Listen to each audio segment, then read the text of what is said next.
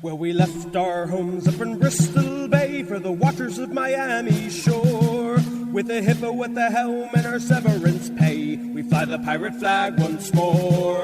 Pirate radio with the ship and crew, we get wind in our sails and the sky is blue. There's a devil up our nose, so much work to do. Pirate radio. Well, the ship is a wreck, shit stains the deck as Michael hollers fellas make more.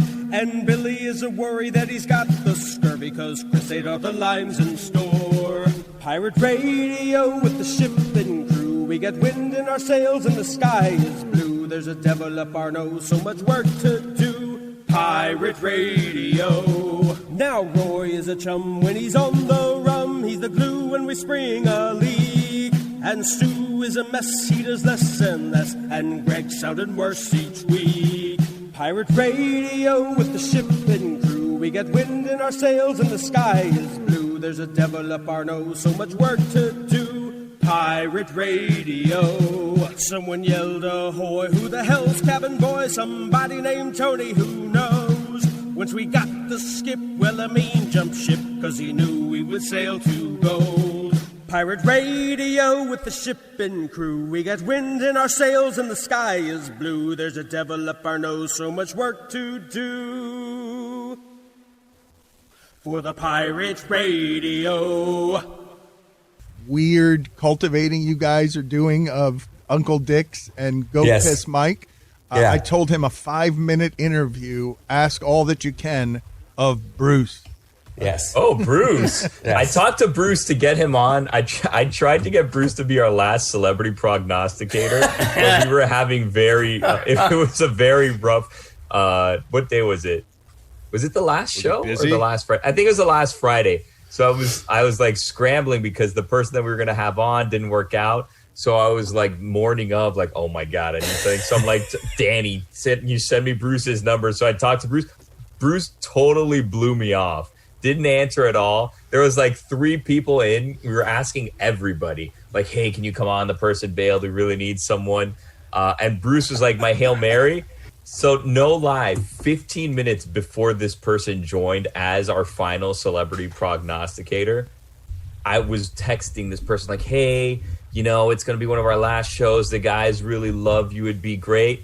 Absolutely. What do we do? I was like, can you join on Zoom? Blah, blah, blah. Yeah, we'll do it for sure. Let us know. We'll be in right now. And then I was like trying to coordinate to surprise you guys. I could not wrangle Bruce, but within 15 minutes, I could get Ric Flair on a Zoom to be the celebrity prognosticator. Well, Billy, this is amazing that one of our last shows was going to be you nailing the dismount on celebrity booking with Bruce. Do you know how the whole joke is just piss Stan off? That's the entire. Really, no. Billy. We're going to close out our ESPN career while I am spending the holidays working with bands trying to make a long stat of the day. We're going to close out your ESPN career with your celebrity prognosticator being sausage-fisted Bruce. Yeah, well, I mean, it was a big week for Bruce. We had mentioned him a lot that week, and I said, you know what, it'd be great if Bruce is the celebrity that we end this with. Granted, not an A-list celebrity, Bruce, I wouldn't say, but, he's in the realm. He's in the celebrity realm. Borderline. He's talked about, Chris, yeah. How excited are you about doing a mystery crate with Bruce? Because it might be terrible. I don't think of him as an entertainer. I could see Bruce going for a lot of funny that he thinks is funny that is not in any way funny. But how would you explain... First of all, do you have to explain or set up for the audience who the hell Bruce is? Because I feel like this is really inside the show. I mean, he's a behind-the-scenes guy. What he actually did, I'm not really sure. I'm not saying he didn't do anything. I just am unaware of what his actual tasks were. But he slept a lot. He had massive hands. I mean, we could do 5 minutes just on those 2 topics. He stole my sandwich. I mean, that's what he did. Yeah, the sandwich. That we could do that. Right. We got plenty to talk about. He stole my sandwich, and I would say Bruce, with our audience, is an A-level celebrity, and you don't need to explain who Bruce is. Stop explaining. Yesterday you said you were going to stop. We were so proud of you. Here's the thing about Bruce. You guys are a bit dismissive of Bruce, saying he just took naps, he had these big hands. Here's something impressive that Bruce could do with his big hands. And now that he's retired, Bruce is retired now. Congratulations, Bruce, on a full career of doing... Good job, Bruce. whatever it is that you did, but you did it for a career, and you did it well, apparently, because he's Stugotz's neighbor. They see each other at Publix. So Bruce is doing just fine, it seems like, for himself. He got out of here on a golden parachute. Bruce was the first one to retire before anyone got scared. I've been writing checks to cameramen for 10 months. I've been writing checks. Bruce got out with a golden parachute right before that. It seems like Bruce should have hung on a little longer, stay home, and you just write them checks for things. I mean, Bruce, what are you doing? I feel like that's what we were already doing with Bruce's job here. No, Bruce was an all-star. Another thing Bruce would do with his hands, I don't know if it was Candy Crush exactly, but he had an iPad that he would play one of those games that involved moving around different colored objects, and when you got them in a line, they'd explode. He did that a lot. Okay, Stugotz, I want your help here. Okay. In the evolution of the show and the growth of the show as I get old. I don't know what I can give you in terms of a buzzer, a taser, something that gets me or helps me. And Mike, I'd like to recruit you on this. Actually, I might regret it, but I'd like to recruit all of you on this, okay? If we're making a judgment that from now on with freedom, one of the things that we're going to do as a radio show is we are going to stop explaining all the jokes. You either understand what we're doing or you're not, or you're going to get left behind. And I'm just not going to keep doing it the way that I've been doing it because I was trying to be the most inclusive by casting the broadest net. And it's as annoying to me as it is to you that I have to or feel the need. I would like to be liberated from that. I would like to be freed from having to explain to anyone in the audience who Bruce is. But because the reason I've done that all along is because beyond trying to be inclusive, our audience kept growing, and I knew that one of the chief complaints around our show is always I hated it at the beginning because I just didn't get it and I didn't stay with it. Some people stay with it, but I didn't stay with it. And they found in those times when they were uncertain that it was helpful that I was the annoying guy who kept going back and explaining stuff. But the reason I'm asking you specifically about Bruce isn't because he's obscure. It's because, Chris, when you do this mystery crate, I would like the audience to have a visual of what Bruce looks like because I think it's important to the comedy. It's one thing that you guys are saying. He's a person who slept. Right. None of us knew what he was doing. He's got sausages for hands. But you guys were seeing every day what Bruce looked like with his head thrown back snoring. And it was visually funny. And so what I'm asking you to do for the audience is construct what this human being looks like. And going forward, I need you guys. I don't want to do it anymore. Honest to God, help me. We're doing it now. No, I don't want to do it anymore. But but you sort of are. Okay, last time then. Every other time, buzz me, tase me. I don't want to do it. But visually, what did Bruce look like? I got this. He looks like the Hall of Fame guy, that scary guy that Stugotz talks about. He looks like his thumb. Like what that guy's thumb looks like, that's Bruce. When you hear Bruce's voice, you'll see Bruce. Like Bruce looks like Bruce sounds, which is I don't know anyone else that looks more the way they sound than Bruce. Also, just a quick little derailment here. Which one of us do you think would do the best in a 55-plus retirement community? Because Bruce lived in one of those, and he would talk about it often, and he'd tell us about pickleball. He taught me what pickleball was. Bruce owned that place, right? So I'm trying to figure out which one of us would do great in that environment. I think the easy answer is Greg. Actually, you know what, Greg? You know where I could see you? I saw something that they were building a Margaritaville retirement community, I feel like you would thrive there. It's true. I would probably own that community. You know, I would become the mayor of Margaritaville. But I don't know mentally if I'm ready for that. You know, we actually have friends who are about to move into a retirement community with two other couples they know in the Northeast. And my wife and I have talked about that, like, wow, could we do that? Is that something we would ever do? And, you know, when you get to be my age, that's actually part of the conversation of life. So it's going to be weird to maybe confront that. Greg, are you fighting that with everything that you have? Because I think once you do that, you're basically saying my life it's almost over. Oh, but it's so nice. It's so relaxing. It must be so freeing to be like, I'm just going to go over here and dodder around with my wife and drink beers all day in Margaritaville. Exactly. You guys are going to try to make that sound like a bad thing? It's a dream. I wish I was 55 so I could do that. He's already doing it. But here's the thing. I'm basically an antisocial person. I don't want to go to a ballroom and eat my dinner with 140 other couples that I don't know. You know, it's just forget that noise. Okay, but I'm assuming that you can have a retirement community that doesn't have a cafeteria. I'm assuming that. Do they have a bar?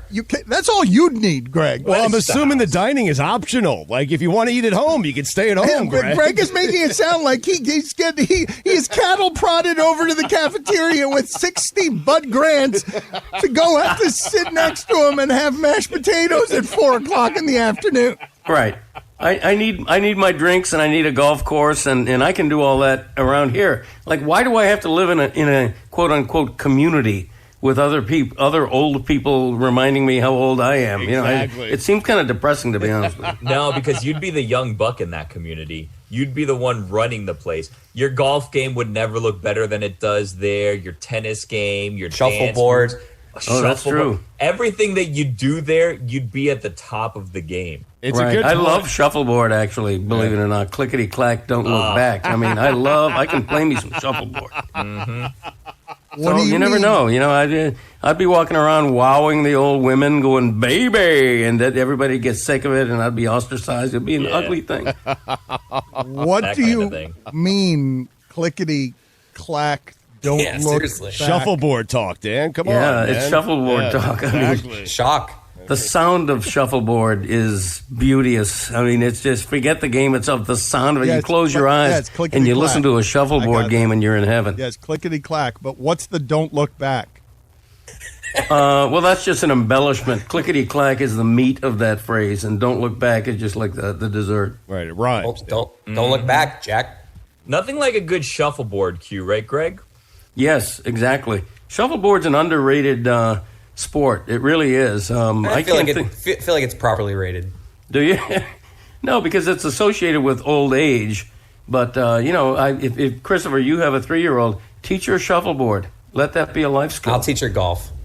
Here's one thing, Greg, that I want to run by you now that we're on the subject of shuffleboard. I found what would probably the worst shuffleboard setup that I had ever seen. So, like, I don't know if you've seen now, it's like very in vogue, these basketball courts that people put at their houses, that it's essentially like rubber mats that they put down, right? And they like clip into each other. It's like almost like the little kid tiles that you would put down like in a playpen, but it's like a basketball court, and I guess water can go through, and it's like this rubberized thing. I saw a shuffleboard court that was made with similar like rubber tiles that was put down, and I thought to myself, there's nothing worse for shuffleboard than friction. If Terrible. you have these rubber tiles, there's no way that you can play shuffleboard on it. I didn't even play. I was on my honeymoon. It would have been a dream. I bowled on my honeymoon. I didn't play shuffleboard. I wanted to, but I couldn't because of the setup with these rubber tiles. You can't possibly get the disc to go where you want it to go.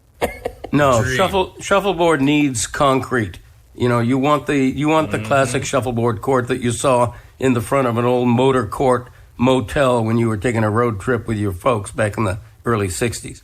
Greg, do you like having the last shuffleboard? It's known as the hammer, having the last disc that goes, because you could destroy everyone's game. You know that? Sure. I mean, you're batting cleanup at that point. You know, you're in control.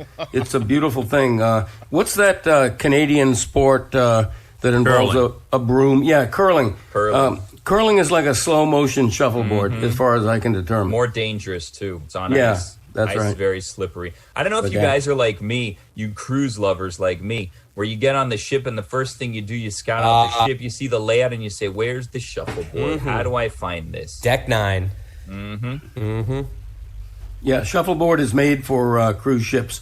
You ever try to play ping pong on a cruise ship? Oh, it's the worst. The worst. Ridiculous. Worst. Yeah. Windy outside, the boat's Yeah, it's moving. terrible. Oh, And good luck finding a paddle and a ball. No one returns those. yeah. How do you feel about the basketball court on a cruise? It's solid. I know it's windy, but it's Nah, too much. Yeah. If you're taking sneakers and basketball shorts, you're not cruising the right way. I like it, though. It's usually encased in, like, glass or something. I don't know. Like, Yeah, with the high nets. Yeah, it keeps the wind out of it, right. It's dizzying to watch. All right, stop because I'm That's having because you're hammered. I'm having trouble. That could be. I'm having trouble keeping up. So forgive me for stepping on some of the frivolity here because, Cody, in the middle of this, I've thought to myself, should we test what we were doing last week and have Greg Cote on a landline again? Because you thought you were better and I thought you were better and we enjoyed it and you enjoyed doing it on a landline better than sitting there. But before we go down that path of answering that question, I need some important questions put on the poll. Billy, are you ready? There are a few of them here, so I need you to keep up because you guys were getting hard to keep up with, and the only reason I stopped it is because I couldn't write anymore on the piece of paper that I had. So, shuffleboard, ? Overrated, underrated, or properly rated? Is that our last piece of paper? Is there anything worse in shuffleboard than friction? At Le Batard Show. Put that on the poll. That's as 100%. well. Okay. That doesn't even need to go up. No, you asked many of them. I was having trouble keeping up, okay? Does shuffleboard need concrete? ? Same as the friction question. Are you surprised at all that Stugotz would refer to the closer in shuffleboard as the hammer? That's what they call it. That I don't know whether it's true or not, but you should absolutely call it. I can imagine you playing shuffleboard in this retirement community because we still haven't got an answer to Billy's question of who among us would be best in a retirement community because I vote Stugotz. You imagine me at the shuffleboard going, I've got owning the hammer. Owning the place, running Bud Grant off the court again and again. Hey, Bud, eat the hammer. Here comes the clickety-clack. Don't look back. Hammer. You're absolutely right, and I don't know how I didn't think of this, but I could see Stugotz somehow getting himself some sort of medical waiver, medical clearance to get into a retirement community like tomorrow. I mean, you guys are so Let's wrong. get on this, man. You guys are so wrong about Cody being better at this than Stugotz. Stugotz would have a crime family of mafiosos assembled in the first week to shake down every goddamn Dick Vitale in that place. Another question I have. Again, I was having trouble keeping up, but if you're bringing sneakers and basketball shorts, are you cruising right? And also, is ping pong on a cruise ship the worst? Because I feel like this is the entirety of what we should be doing on the show today. I think you guys have given us a gold mine to play with here, but should it be with Greg Cote on a landline? Because Greg, you could tell the people, you and I were having the conversation, and we kind of discovered it after all of these years together, that Greg Cote is used to doing radio a certain way. Somebody like Tony Kornheiser calls him, because Greg and I have wondered for a while, why is he so much better on Kornheiser's show than he is on ours? Right. Where he gets to be the smarter version of himself, but here we're always cutting him off because of like the format and everything here, like the mechanics of doing radio. Well, he's coming on to those shows as a guest, as an authority on something. Someone thinks he's an authority on something, and therefore Greg is a different Greg, a better Greg. Well, but it's not just that. It's the formats of how Greg Cote has done interviews on the radio as a newspaper man for 40 years. Kornheiser asks questions. He can be smart in 45 seconds and stop talking. And that's the way it works. But here he's got to work with a bunch of others. Like there's not, that format doesn't exist, and he's always thinking of himself in those circles. Where can I get in and just publicize myself? It's a totally different role. And so, Greg, do you think you would be aided by just in the same place you are now, in your office, turning off the Zoom and simply picking up your landline and doing the show with us that way, where we can see you, but you're just on the phone doing it like a radio interview like you would do Kornheiser's show? Do you think you would be better doing it that way? There's a good chance that I would be better, and it's because I would liken it to you very seldom see any sort of performer, whether it's a comedian or a singer, performing while sitting in a chair. And I'm much more comfortable pacing, as if I'm on a stage, as if I'm holding a microphone. Performer, singer, entertainer. You're much more comfortable as like Sinatra is what you're saying. Yes. You can't play the role because I got the Sinatra role. You're not here to be in the background. You're not here. You're a performer, entertainer, and what else did you call yourself? I can be anything you want. I can be a rapper, a bad one, but Roy immediately shaking his head. No, what I mean is, whatever I'm doing, I've never done a radio spot with any show in the country at any time where I'm sitting while doing it. I'm always pacing, walking around my house. I don't know whether my footsteps get into the mic or not. I don't care. I just need to pace. if he does this over the phone, can he just mute his computer so we can see him pacing around? That's what I want to do. Let's test this, Greg. Let's test this in the very next segment. Didn't the performer, didn't we have to bring him out twice for our live New York show? This is the thing. That's right. I'm not going to explain the joke, but yes, for our New York show, yes, it's one of the most amazing stories ever. He got the whiff of fame and glory and applause in his nostrils and forgot everything he was doing. You fancy yourself a legitimate performer / entertainer. Yeah, and prior to that New York show, I was the one complaining the most about all the rehearsals and the fact that we had to be at the Gramercy Theater for like 9 hours straight before that evening show. I probably should have listened a bit better than I did, come to think of it. You know, I probably hindsight is everything, right? Yeah. All right, let's test this. Next segment. Greg Cote on a landline. Next.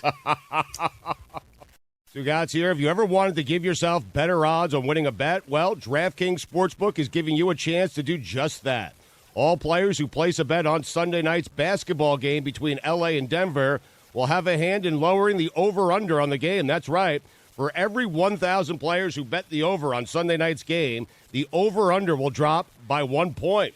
How about that? Every bettor who hammers the over in Sunday's Denver versus Los Angeles game helps to lower the game's over-under. The best part is that even as the line lowers, the odds remain at even money. That's right. You could double your money by hammering the over. DraftKings is safe, secure, and reliable, so you can deposit and withdraw your funds at your convenience. Download the top-rated DraftKings Sportsbook app now and use promo code DAN when you sign up to hammer the over on Sunday night's basketball game when L.A. takes on Denver. Who doesn't love to hammer the over?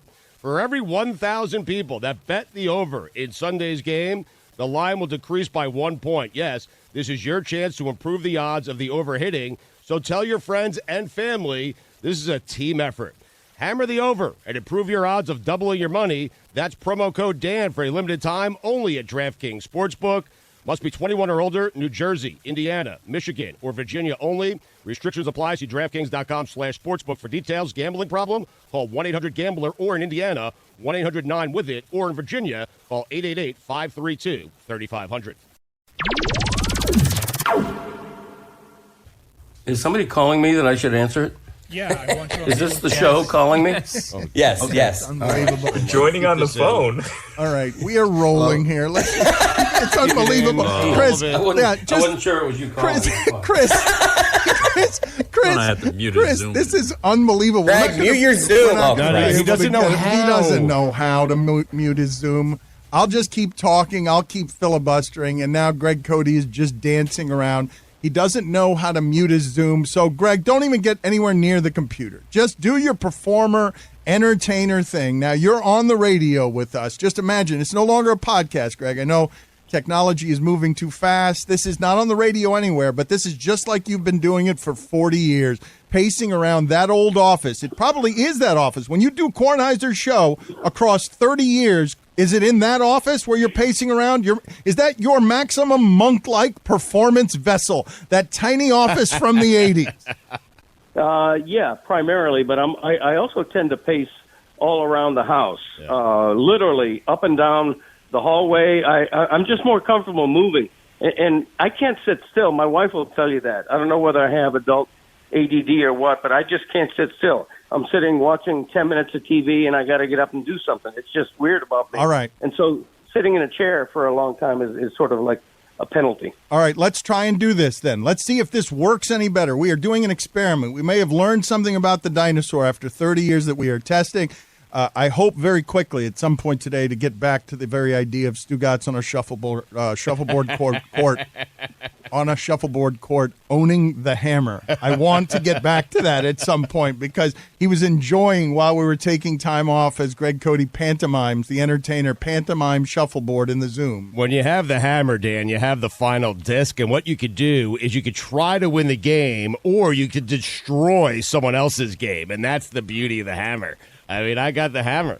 I understand, and I want to get back to that, but we have to test this experiment first. And Greg Cote, I just want you to imagine at all times that you are on the radio. You are not on this Zoom. My guess is you'll be better served, Greg, not even sort of looking at us. I don't think we're going to help you, although maybe the laughter will help you, but I don't want I don't want to put too much pressure on this. I feel like I already have. Too late for that? Yeah. Right.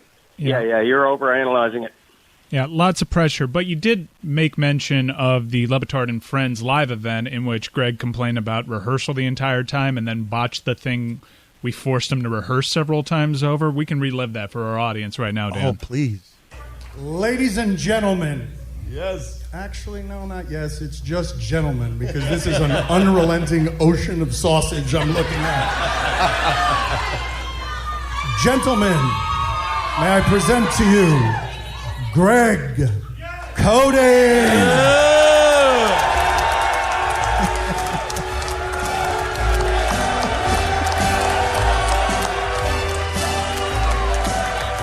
He was supposed to be singing here. Woo! Soaking in the applause. He was supposed to go to a microphone. No, he's not singing. He's just... You screwed it up because you already screwed it up. Let's do it again. Yeah, we did this like 7 times today. Get out of here. Do it again. The song's for you. You're taking the applause. You're supposed to be singing. He was taking the praise. He got caught No. Let's go back and do it again. What we rehearsed. We did it like 7 times today. He got it wrong every Greg, are you attending time. a Laker game tonight? My God. Go. Do it again. Don't walk from it. Ladies and gentlemen. Just gentlemen. Greg Cote. Gentlemen. You gotta sing soon. The song is yours. Start spreading the news. I'm grieving today because Zion won't be part of it. New York.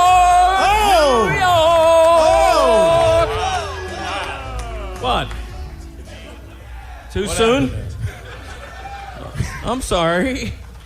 Look how happy Greg is. Look at how delighted he is, just beaming. Yeah. He's radiant back there. Do you think you did any of that well? Well, I didn't nail the high notes, but at least back then I could at least attempt a high note. I missed my voice, but I will say upon hearing what I just heard, I'm less and less guilty of blowing the cue to start the song. What happened was this.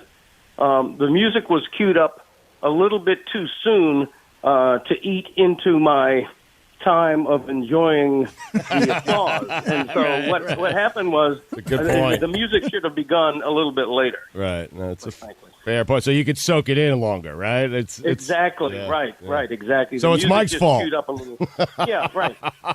That's right. Let's go to the Miami Herald's Dolphin expert in this local hour to see if we can get an old guy opinion or a young guy opinion on Tua's TikToks. He is doing TikTok dances. Tua is adorable. He is cute, but Dan Marino is rolling over in his grave that a Miami Dolphins quarterback is out here doing TikTok. Greg Cote, your thoughts? I love it. I do. And maybe I'm supposed to be the curmudgeon here who's like, how about you win a Pro Bowl before you start doing this and that? No, I love that. Ryan Fitzpatrick is an old guy, but the beard made him fun. His personality made him fun. And now he's handing off the fun to a young guy. Tua has a great personality, and he's showing it, and he's willing to show it. And I love that. I think it endears him. I think it's going to make him popular with fans before his play on the field catches up and makes him popular. So I think he's doing the right thing. Why not, right? Why you killing Marino? That was the joke I was making. Rolling over in his grave because it's so old that old people would be bothered by the TikTok. Chris, did you notice that your father had a little swagger in his game while answering that question in the Zoom? Have you noticed that there's been a buoying of confidence here in your father's delivery? Did you see that he nailed the dismount as opposed to just yammering on and just petering out? Did you look at him? Look at him! Look at him! Panther! Look at him! He's like shadow boxing. He's like shadow boxing. The entertainer is in the house, people. I mean, who knew sitting was his kryptonite? The performer is here, baby.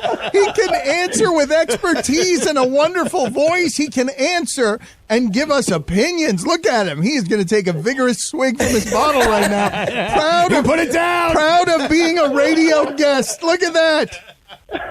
Greg. You know what happened to me once? I don't know what made me think of this, but I was doing a phone spot with anybody remember Howard Balzer from the Sporting News? Yes. Okay, I'm doing a spot with him. I'm on the phone, and I'm in the middle of doing this interview about, probably talking about Marino or something. That's probably what made me think of it, because this is years and years ago. And the fire alarm goes off in my house, the smoke alarm. And so I'm trying, I don't know whether it's very evident or not, and I'm trying to talk to Howard Balzer about the Dolphins, and in the background it's like, woo, woo. And I just continued doing the interview for like 30 seconds with this noise in the background, and finally Howard Balzer just literally hung up the phone on me. He didn't say anything. He just hung up the phone, and I have no idea why I thought of that, but I just had to mention it. Wait a minute. Howard Balzer is such an old-time sports Okay, let's just pause for a second, because I would argue that, Greg, no, you didn't have to mention it. There was no point in mentioning it. Now we've got wasn't. no. Chris, let me explain to you what just happened there. What just happened is your dad forgot, okay, because these shifts are confusing to him. Are we on podcast? Are we on a megacast? Are we on the phone? Am I a radio guest? I'll tell you what just happened there, Chris. Your father forgot that he was doing a radio show and was just having an incredibly boring phone conversation with me, where he decided to tell me I'm wrong, Greg. He decided to tell a story about Howard Balzer, who nobody in the audience would have any reason to know. And Stugotz, who's lived his life in the media, just looked him up on Google and turned his computer to me and showed me visually what Howard Balzer looks like. Tell me I'm wrong, Cody. You forgot we were on the radio right there and just started doing a telephone call with me as if I had just called you. No, I wish I had that as an excuse. But what did happen is there was a great sense of dread that came over me in the middle of that story, because I realized that I had begun a story that was going absolutely nowhere. I didn't know how to end it.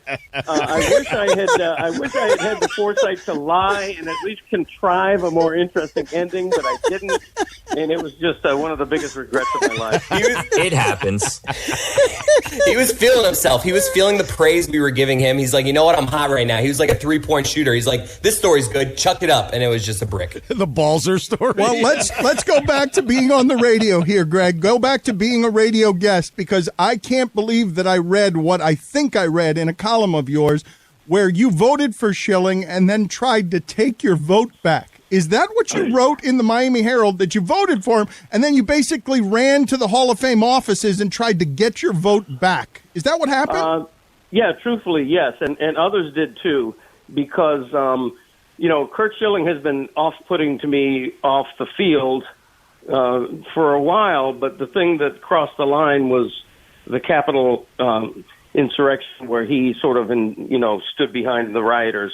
And I just had to draw a line there, because this is a misconception.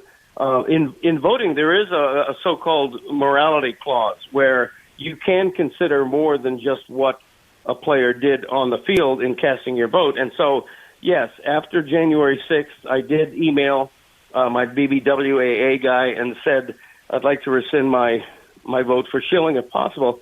And he just got back to me and said, once the ballot is mailed, the vote is cast. And it's funny, the baseball writers still use snail mail.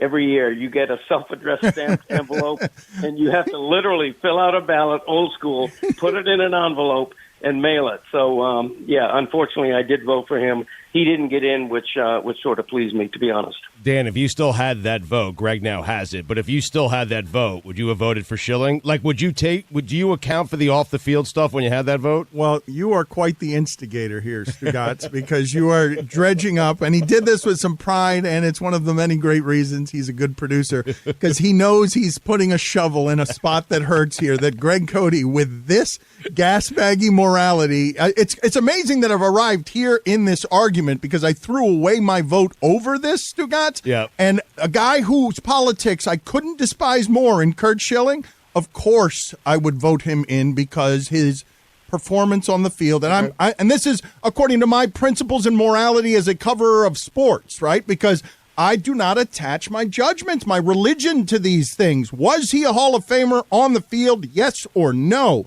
And we could sit here and overthink it, and we can do all sorts of nuance on it, but did he perform in a way that was Hall of Fame worthy? And all of us would say yes to that. And the idea that his politics are objectionable to me, to make the Hall of Fame that kind of cathedral where Cody gets to be one of the saints, keeping people in on snail mail.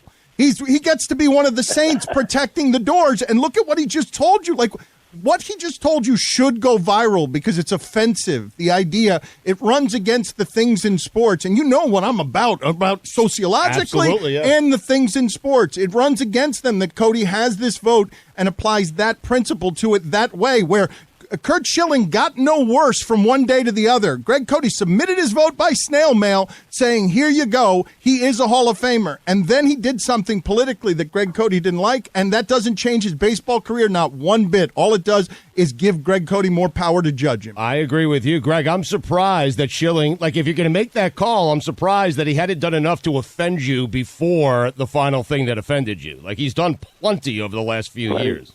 Yes, that's correct. You know, everybody has a tipping point. And Dan's point that he's an obvious Hall of Famer is not true. He's been on the ballot for several years and fallen short.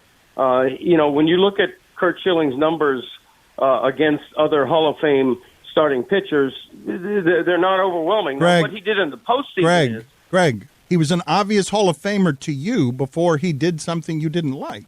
You voted for him. No. He was not an obvious Hall of Famer to me. Okay, I don't think he. I'm not looking at the career table. I don't think he ever won a Cy Young Award. I mean, let's not make him, somebody who's on the upper echelon of elite all-time starters. He was not an obvious. But you Hall voted of Famer. For him. I voted for him, and when you're allowed to cast 10 votes, your first 2 votes are on a different level than the guy who you vote ninth. And so, yes, I voted for Curt Schilling, and then he did something that was so repulsive to me that I wanted to rescind my vote. And I stand by that. And by the way, several others did. Several others tried to rescind their votes for him after January 6th, and that's a fact. And I stand behind that. I don't have a problem with it. There is a morals clause, and you elect not to use it, but it is there to use if you want it. You are able to look at how a guy has behaved off the field and mitigate that against what he did on the field. And in Schilling's case, I chose to do that.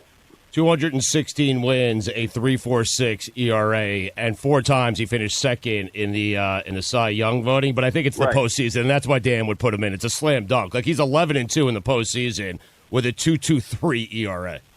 In Greg's defense on him being a borderline Hall of Famer to Greg voted for him in 2020, and the only other time he voted for him was in 2016. So, I mean, he seems to think he's a fringe Hall of Famer here. Okay, Greg, what I want to ask you and what I want the audience to understand about my position on this, because it speaks to some of the few things in sports I actually still care about when it comes to the symbolism and how we use it, because we've been mining for gold around here for 20 years, me consistently in these issues that we're talking about, making a moral choice to separate the cathedral and the religion of sports and the judgment and the parental nature of it and just the way that fans and media scorch the athlete. I've dedicated my career to it, really. It's what's made me a player apologist and everything else, that I don't really enjoy the smearing of people who are clowns, entertainers, performers, just because I have the power to extend that morality over them and therefore make their careers less great than they actually were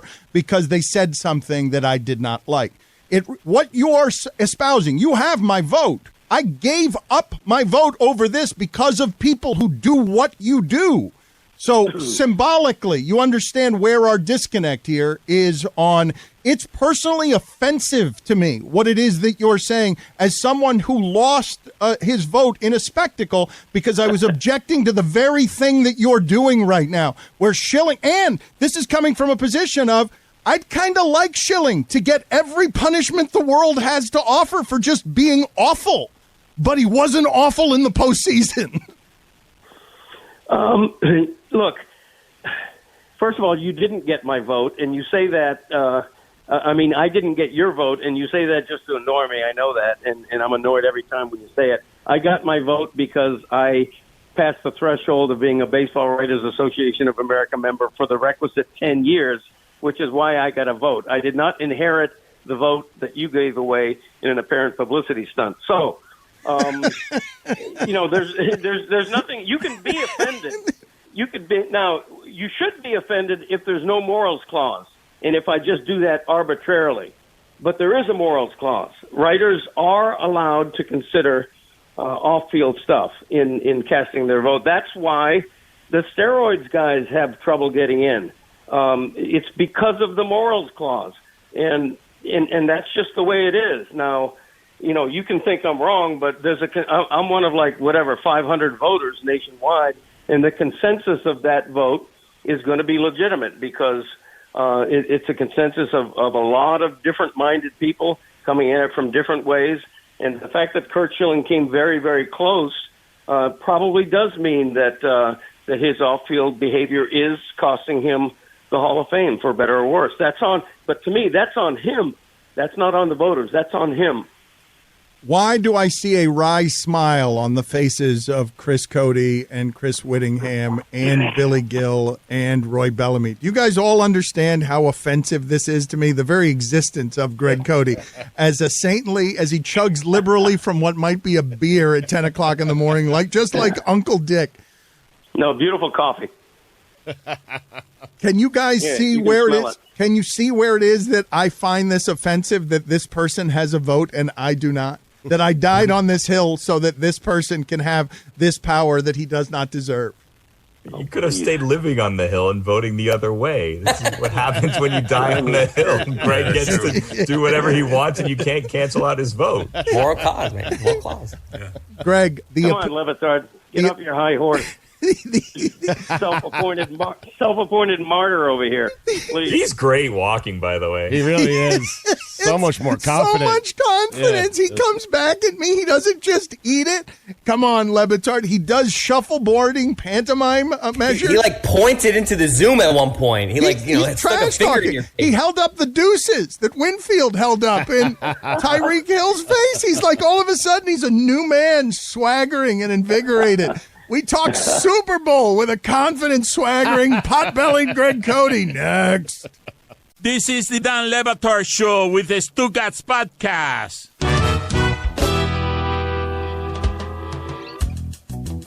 Marty Schottenheimer passed away. Why do you sound so happy? How did you say that? Yeah, you're very excited about that. Was wrong tone. I was not excited. What happened? Unbelievable. I was merely pointing out that a Browns legend had passed away. Hold on. That was Hey guys, Marty Schottenheimer died.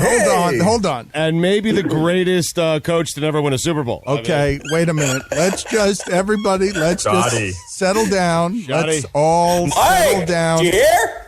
We need to examine what it is that just happened because the tone and vigor that Stugotz just delivered the news because he wanted to be the first. It was strange, okay? It was a strange reaction to a death. This just happened live in front of all of us. We're mortified. He shared the news of a death the way that you would share with others. Hey, my friend had a bouncing baby boy, his first child. There was an enthusiasm about death that is off-putting, mortifying, and was all about Stugotz just simply trying to deliver news before anyone else got the news that Marty Schottenheimer had passed away, which is not the most respectful way to speak about this stuff. He passed away at the age of 77, and now armed with hindsight, a minute of it, I'm thinking back to it. I did deliver it like it was his 77th birthday. Yes. And so what I would like some help with, Mike, before the end of this segment and before the end of the show today, is I would like to play for the audience a real, live, authentic Stugotz moment where he did not know he was on the air, in which Stugotz blurted to us the news of Marty Schottenheimer's passing the way he would have if Marty Schottenheimer had arrived with a gift cake on our doorstep. Hey, guys, it's Marty Schottenheimer. It was strange. Wrong tone, no doubt about it. Yes, but here's one of the many reasons why I am not going to tell Stugotz how to grieve, even though I don't think there was anything in the way of grief in Stugotz's delivery of that news. Yesterday, I found it interesting, Stugotz, because an unusual number of people were disappointed in me because I did not speak of the death of Pedro Gomez. Now, there was a reason that I did not do that, and it's not because I'm not respectful or I am flippant at all times and don't care about things, but I made a conscious decision that I did not want to talk about that yesterday on the air because I didn't want to emotionally screw up our entire Super Bowl show because of how it hit me, how it hurt, and I was not prepared to talk about it in a way that was made for public consumption. But some people were disappointed that and found it disrespectful that I had not spoken about Pedro Gomez's passing at the age of 58, a long-time Latin pioneer, a guy who led the way for some of us in terms of showing us that it was possible to get to ESPN and look that way and be someone who looked different than everyone around him at ESPN. Just quickly, because I hate the grief police, like people, hey, why didn't Dan say anything? First off, I've been doing the show with Dan for 20 years. He loves Pedro. He respects Pedro. Pedro has been on this show, and Dan was hurting yesterday. So, I mean, I just hate when people try to point that out. No, but it's okay. But so I tell them for next time so that they understand, because they were disappointed by me not saying it as if sports is bigger than life. I think you know me well enough by now to know that I know that sports are not life and death, and that every once in a while life and actual death creep into here. One time, I think the last time something like this landed quite this way for me, although Pedro's hit me harder than the other one if we're doing grief comparisons. But John Saunders on the air, he died when we were on the air, and we didn't know how to react, and there was shock, and we were trying to do funny around it. And next thing you know, Billy Ray Cyrus is on with us, and it's confusing and weird. And I just didn't want that to happen yesterday when we were on the air doing the Super Bowl show. There's enough weird stuff happening around us right now that makes the degree of difficulty on what we're doing something that's unseen around here.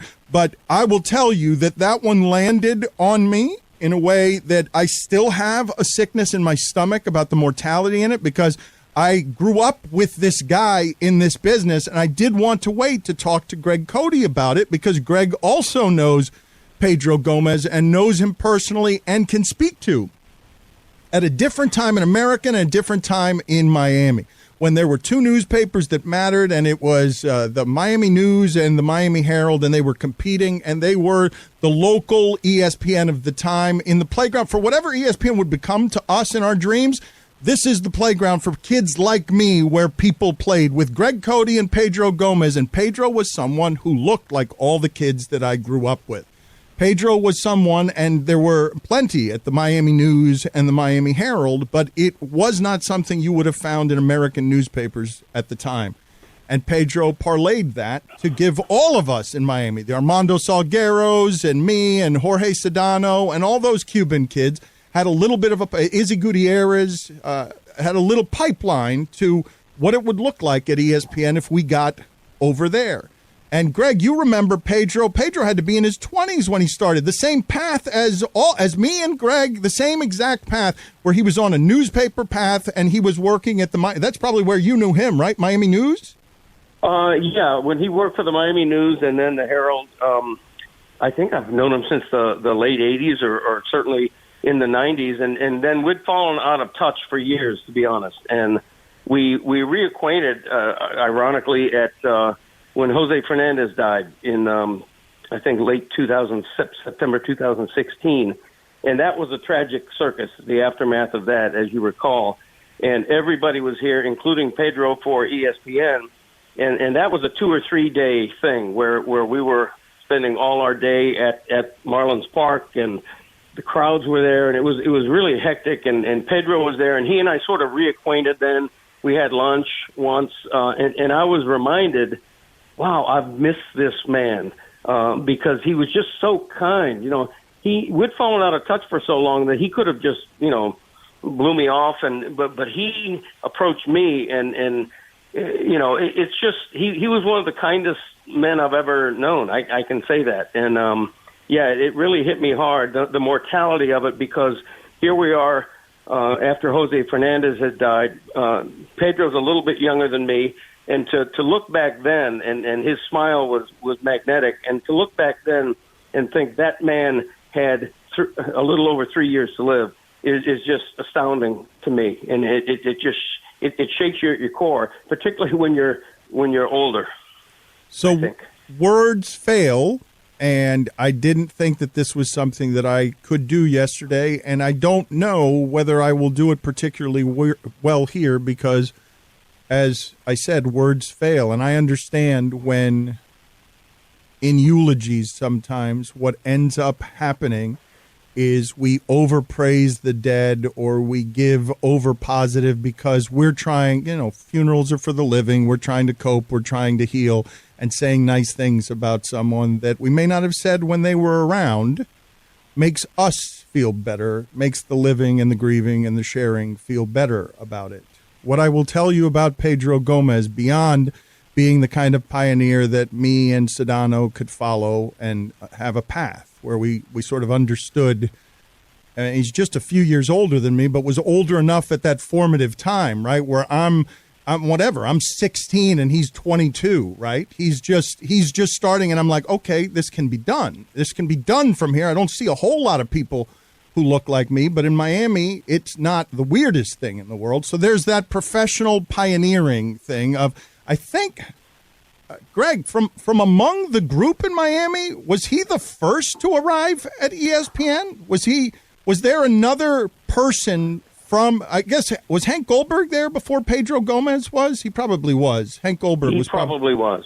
I think Hank was at WIOD actually at the time, him and Neil Rogers, and then came over. Okay, so anyway, so there's that part of it that is formative, and you've seen the professional path that Greg and I have taken since then. Journalism matters to us, newspapers, careers in this stuff matter to us. We've taken great care to try and make careers and livelihoods out of that. So there's that part of it over to the side, and it's much smaller than the part that is what hit me yesterday or 2 days ago and made me feel like I did not have the right words to talk about this in a way that wouldn't derail us for the entirety of a show after Super Bowl Monday or after Super Bowl Sunday.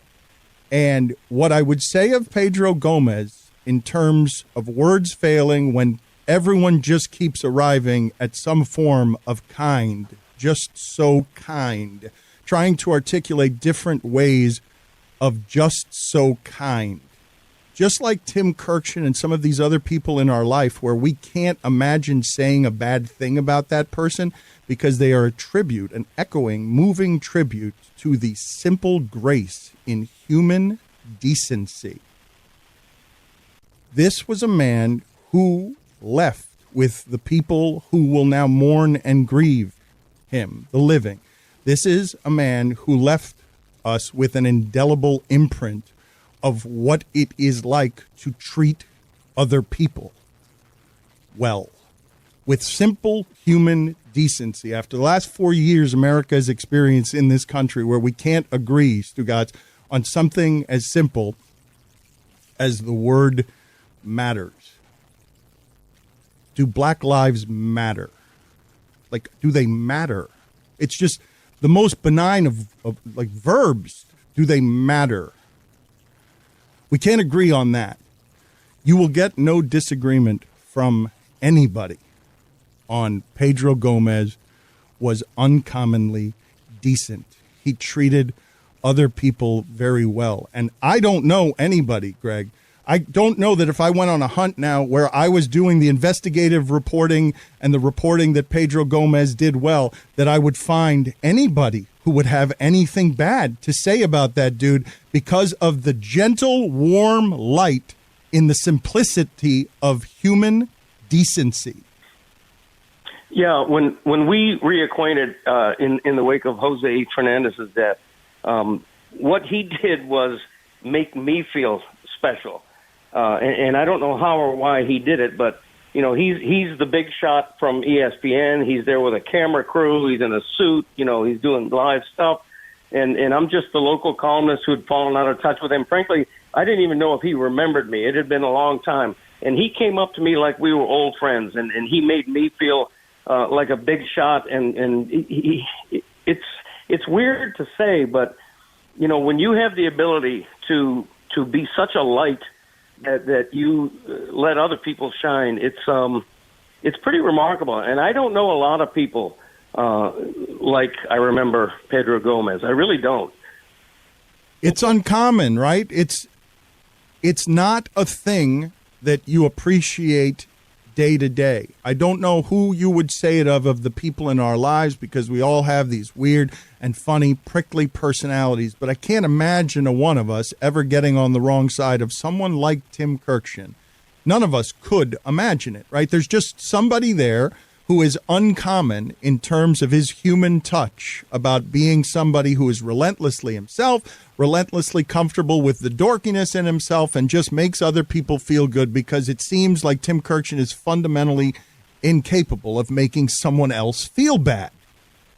Pedro Gomez was an uncommon personality at ESPN and in sports media, in a business that is just soaked with petty insecurities and all sorts of unearned ego, and people on television who wouldn't treat Greg Cote that way. Greg Cote came by that appraisal not because he's a lifelong cynic, but because, generally speaking, the big shot in the suit in television, in a career that is really wrapped in great vanity over insecurities, most people would have big-timed Greg Cote. Most people would have not remembered Greg Cote, one of the guys along the path that Pedro Gomez climbed, where we could all follow him, all of us in Miami. And I can't remember anybody before him, Greg. I didn't follow Goldberg. I was not somebody who was looking at Goldberg and saying, man, that's my path, that's how I get there. I was somebody who was looking at Pedro Gomez, and I was saying, that's something that can happen, huh? That's small little Miami, small little Cuban Miami. I can't remember anyone before that. Maybe him and the sports editor Leo Suarez, like like two people that I associate with. Wait a minute, people who are really Miami can go ahead and represent America that way. For me, a kid who's only 6 years younger than him. Well, what struck me when I heard the news that he had passed at 58 was the immediate reaction, because, not being Hispanic, I don't think of him first as a trailblazer. I just thought of him as the kindness and just the personality and the warmth. But the fact that he was important as a trailblazer, that's what came off in the immediate reaction. Just all of the people, Sedano, everyone who looked at Pedro as sort of a forefather who led them. That's special too. Not just that he was such a kind person, but that he really shone a light on a path for so many like yourself. And that's a whole different level to why he's being remembered just so fondly. Mike, I'm going to need some production help from you here, because what arrived yesterday for me in terms of hurting and stuff, that I was afraid to be able to get the energy back on the show where we're talking about Stugotz holding the hammer and shuffleboard. I just want to marvel as a group right now. I just, for those of you who were just really mad and disappointed that I didn't talk about Pedro Gomez yesterday, I just want to know if you're the same people who are perpetually complaining about me being a grief eater, because it was being demanded and requested like a piano bar yesterday. People felt awfully comfortable telling the grief eater, hey, where's your grief? Give us your grief. You're disrespecting Pedro Gomez because you're not giving us your public wailing, sobbing grief. I'm glad you didn't go there on Super Bowl Monday. Thank you. Yep. Yeah.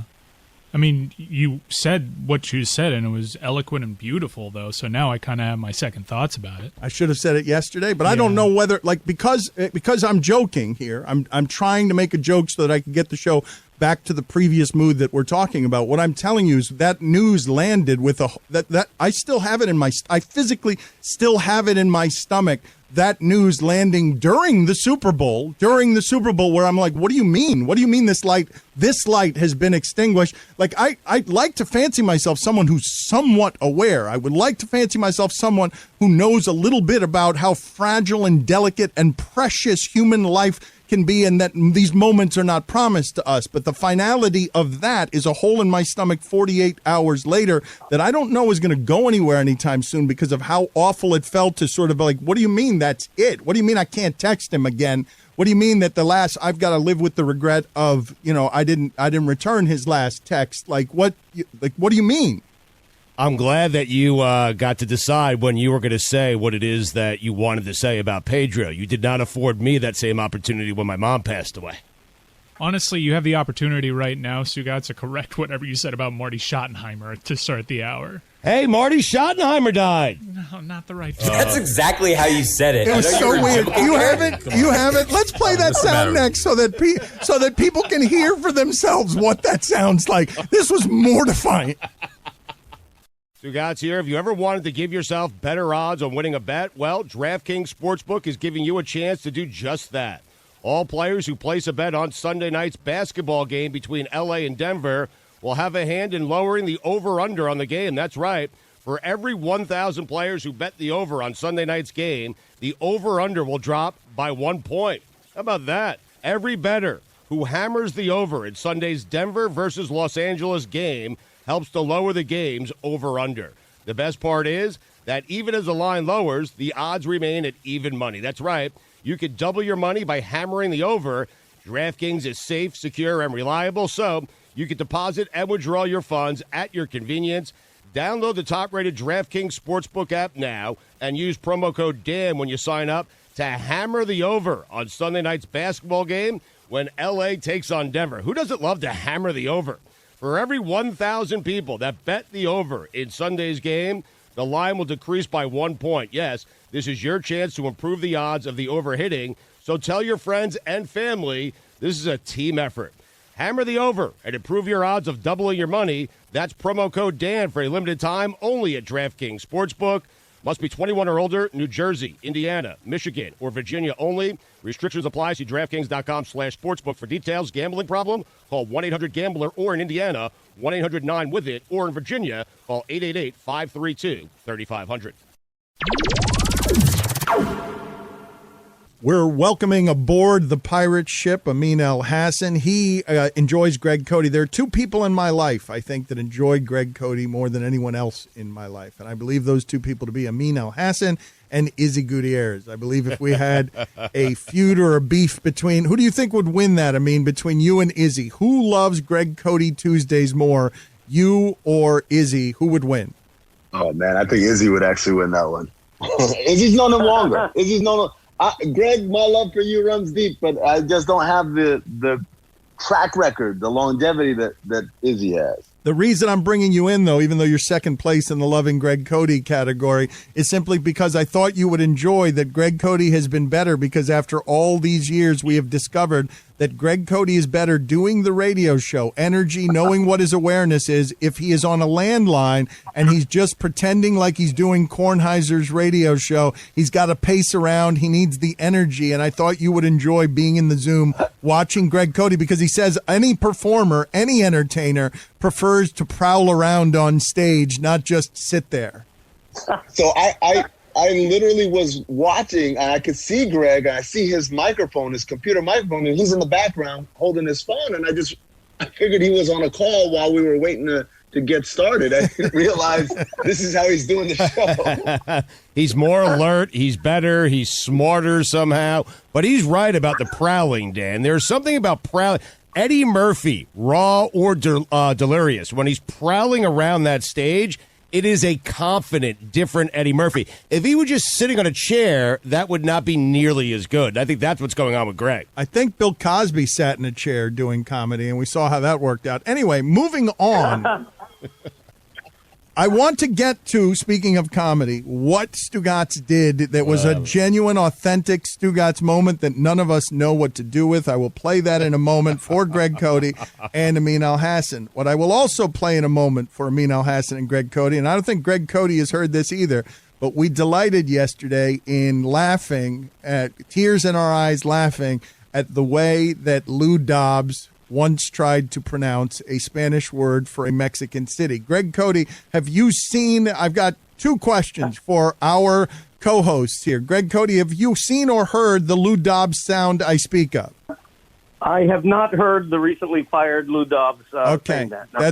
That'll work for our purposes. The question for Amin Elhassan is, in the history of laughter, Amin, have you ever seen anything funnier? And this one is right up there on the Mount Rushmore. Okay, so we are going to get to that sound in a second. But first, a little bit of promotional stuff for you. We have Mystery Crate this week, and Chris Cote is fired up about Mystery Crate. I've never seen him like this about Mystery Crate, and I think I know why, because Ron Magill does this wonderful show every year, Valentine's Day, over 20 years, where it's Sex and the Animals, where he does a scientific show about sex and the animals. And on Valentine's Day, it's wonderful. It's just great and it's funny. And he retired it, and it's very profitable. People love to pay for it. He had retired it, and I don't know how you guys recreated it, Chris, but you're doing a Valentine's Day edition of Mystery Crate that will have – this is a valuable show. If we put this show on television, we could sell that hour to somebody because of how good it is in terms of enjoying being informed about the animal kingdom while laughing at the stupidity of animals having sex.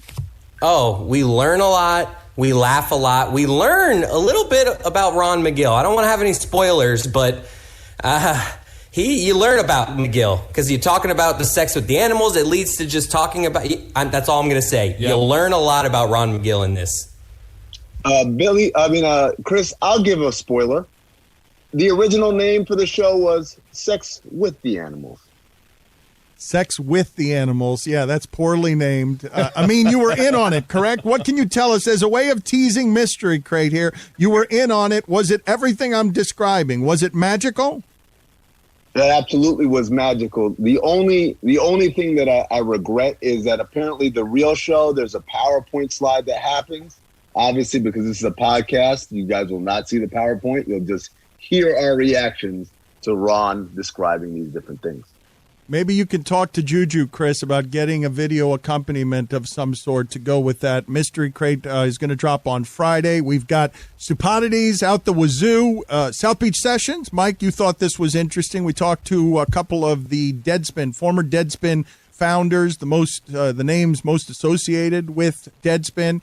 And for people of a certain age, Deadspin brought in this entire new age of the internet rules. The internet takes everything over in sports media. They brought it in, and then you saw Deadspin die or become a different version of itself. And we're talking to a couple of the original caretakers of what that website was, about what it is right now. Drew McGarry, Tommy Craggs. This one's been eagerly anticipated. We've been sitting on this one for a while. Ready to drop it. That drops tomorrow.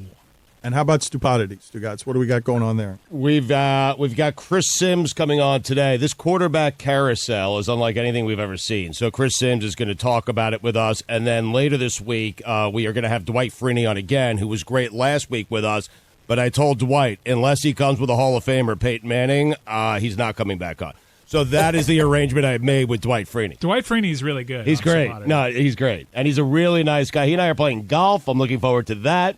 But Dwight Freeney will be on, hopefully with Peyton Manning, because he won't be if he doesn't bring him. Okay, so with Peyton Manning, and there is some football we can get to at some point. The ratings on the Super Bowl were the worst since 2007. There is a better than 30% chance Dwight Freeney is a permanent co-host of Stupidity, given the vibes that I caught off the last episode. I spoke to him yesterday. I would place it at better than 50% right now. Well, what's happening, and I would imagine, Mike, you remember the glory days of 790. Whenever Stugotz would get on the phone, there'd be a guest. An athlete would call in. It doesn't matter. It could be Leroy Horde. It could be anybody. An athlete would call, and if he was good for 10 minutes on the radio, Stugotz offered him an afternoon show or a midday show. Like Stugotz. No, you guys think we're kidding. Stugotz would get up from the microphone whenever he came into this is how he became. Is this how you became friends with Baselli? Like, somebody is good for 7 minutes on the radio, and basically Stugotz wants to go straight to banging, straight to sex. How can I hire you? How can I make you a star? How can I make money off you, and how can I get you to do my job for me by being a famous athlete? One of the shows had Mark Duper on, and Duper was so great. Like 6 minutes of greatness Duper gave that radio show.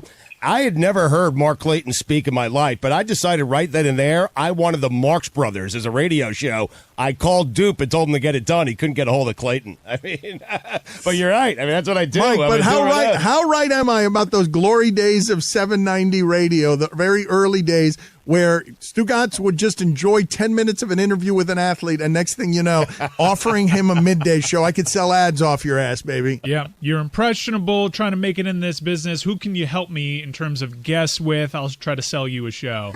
I really feel like Stugotz could be guilty of some Me Too stuff from within that in terms of taking abusive... He wasn't trying to Me Too Lawrence Maroney. He was just trying to use him for guests. That's exactly right. He's already parlayed. He thinks he's parlayed already Dwight Freeney into Peyton Manning. So that's a reason enough to listen to Stupidity, see if Stugotz can make his way up the ladder to Peyton's places. He'll be filming Peyton, taking a cut of Peyton places before he watches it. I parlayed Charlie's grandfather into Tom Brady and Rory. I mean, this isn't Matt Lauer with reportedly a button under his desk. This is Stugotz trying to sell a Philip Merling show just because Philip Merling can get him a guest.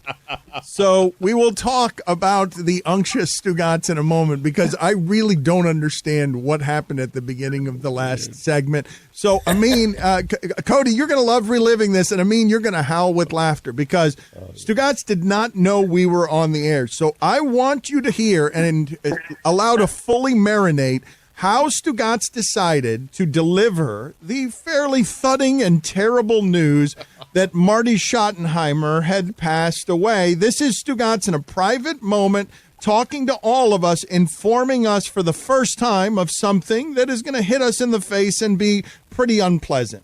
Mike, Marty Schottenheimer passed away. Why did you say that? Yeah, you're very excited about that. I want you... Mike, it's Marty Schottenheimer's birthday today. It's so wildly inappropriate. I don't understand. He was delighted, to share the news of someone's passing. Mike, Marty Schottenheimer passed away. Mike, Marty Schottenheimer passed away. Mike, Marty Schottenheimer passed away. Marty Ball. It's the same tone I've heard Stugotz use when he's got like some sort of fantasy secret all of a sudden. Where, or like a bet. Like, Mike Isner's playing and getting good odds. Mike, it's moving day at the TPC. What happened? Moving day. It was moving day. And, this is so inappropriate. The idea that you delivered this, hey, Mike Schottenheimer, moving day to the sky. Mike, Marty Schottenheimer passed away. If you could picture him saying good news before delivering that. Good news. Let's imagine Mike, that. Marty Schottenheimer passed away. Let's imagine. Mike, great news. Mike, Marty Schottenheimer passed away. So strange, Stugotz.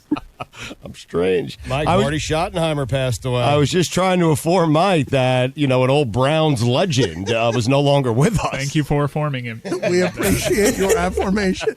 So let's get to Greg Cote hearing the Lou Dobbs sound because, let's give it a little more context because I made a mistake thinking that Lou Dobbs was trying to say Guadalajara, and this is funny for a number of different reasons. Understandably so. He wasn't? He was not trying to say Guadalajara, but here's the context you need here for this, Greg Cote, and we went into some of this yesterday, but just Lou Dobbs in general is funny. Lou is funny, Dobbs is funny, his face is funny.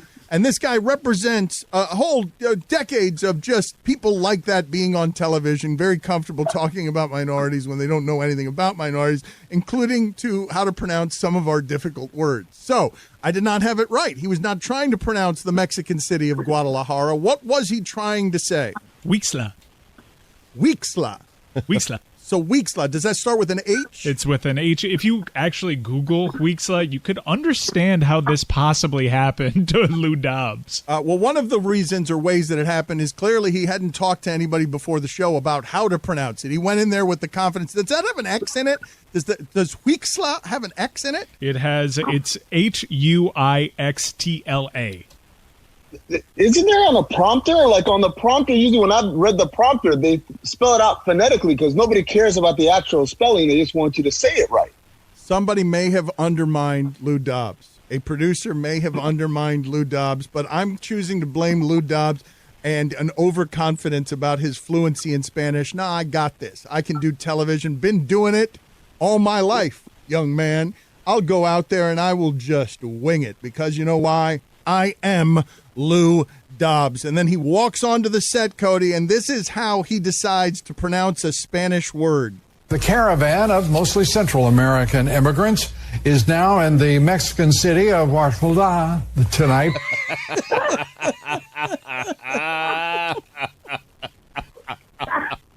The caravan of mostly Central American immigrants is now in the Mexican city of Guadalajara tonight.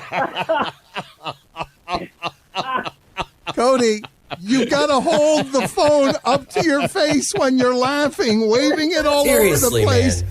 We need the laughter in order for all of it to work, Cody. It can't be coughing and laughing away from the phone. We need you to hold it near your face. See, this is what happens. I mean, he forgets he's on the radio while thinking he's on the radio, and he's not on the radio. He's on a podcast. He's just doing – there he goes. He's on a phone. He's shadow boxing again.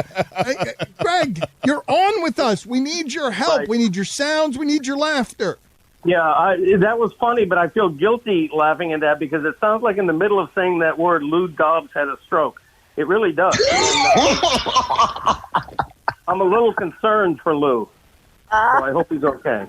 The caravan of mostly Central American immigrants is now in the Mexican city of Oaxaca tonight. I mean, he finished the sentence, Greg. Well, I mean, no, here's what it actually sounds like, because Amin, who works porny as a pirate, Amin had the correct description when he told me on the phone. Go ahead and tell the people, Amin, what it is that this actually sounds like. And then once Amin says this, you will hear and see it for yourself. You might even imagine Lou Dobbs doing it, because play the sound after Amin describes what it is he's going to describe here. In the movies, when a man is at a dinner table and the woman begins to service him under the table, unbeknownst to the other diners there, mid-sentence, he'll make this noise. The caravan of mostly Central American immigrants is now in the Mexican city of Oaxaca tonight. You're right. That's Oaxaca.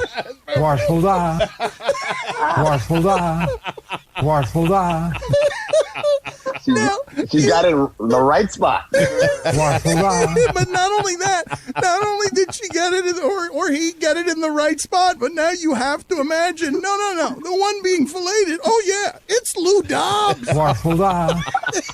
It's not just some guy being serviced under a table. No, it's under the news desk. It's under the news desk, and it is motherfucking Lou Dobbs.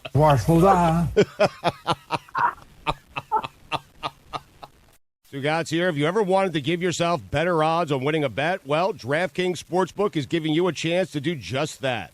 All players who place a bet on Sunday night's basketball game between L.A. and Denver will have a hand in lowering the over-under on the game. That's right. For every 1,000 players who bet the over on Sunday night's game, the over-under will drop by 1 point. How about that? Every bettor who hammers the over in Sunday's Denver versus Los Angeles game helps to lower the game's over-under. The best part is that even as the line lowers, the odds remain at even money. That's right. You could double your money by hammering the over. DraftKings is safe, secure, and reliable, so you can deposit and withdraw your funds at your convenience. Download the top-rated DraftKings Sportsbook app now and use promo code DAN when you sign up to hammer the over on Sunday night's basketball game when L.A. takes on Denver. Who doesn't love to hammer the over?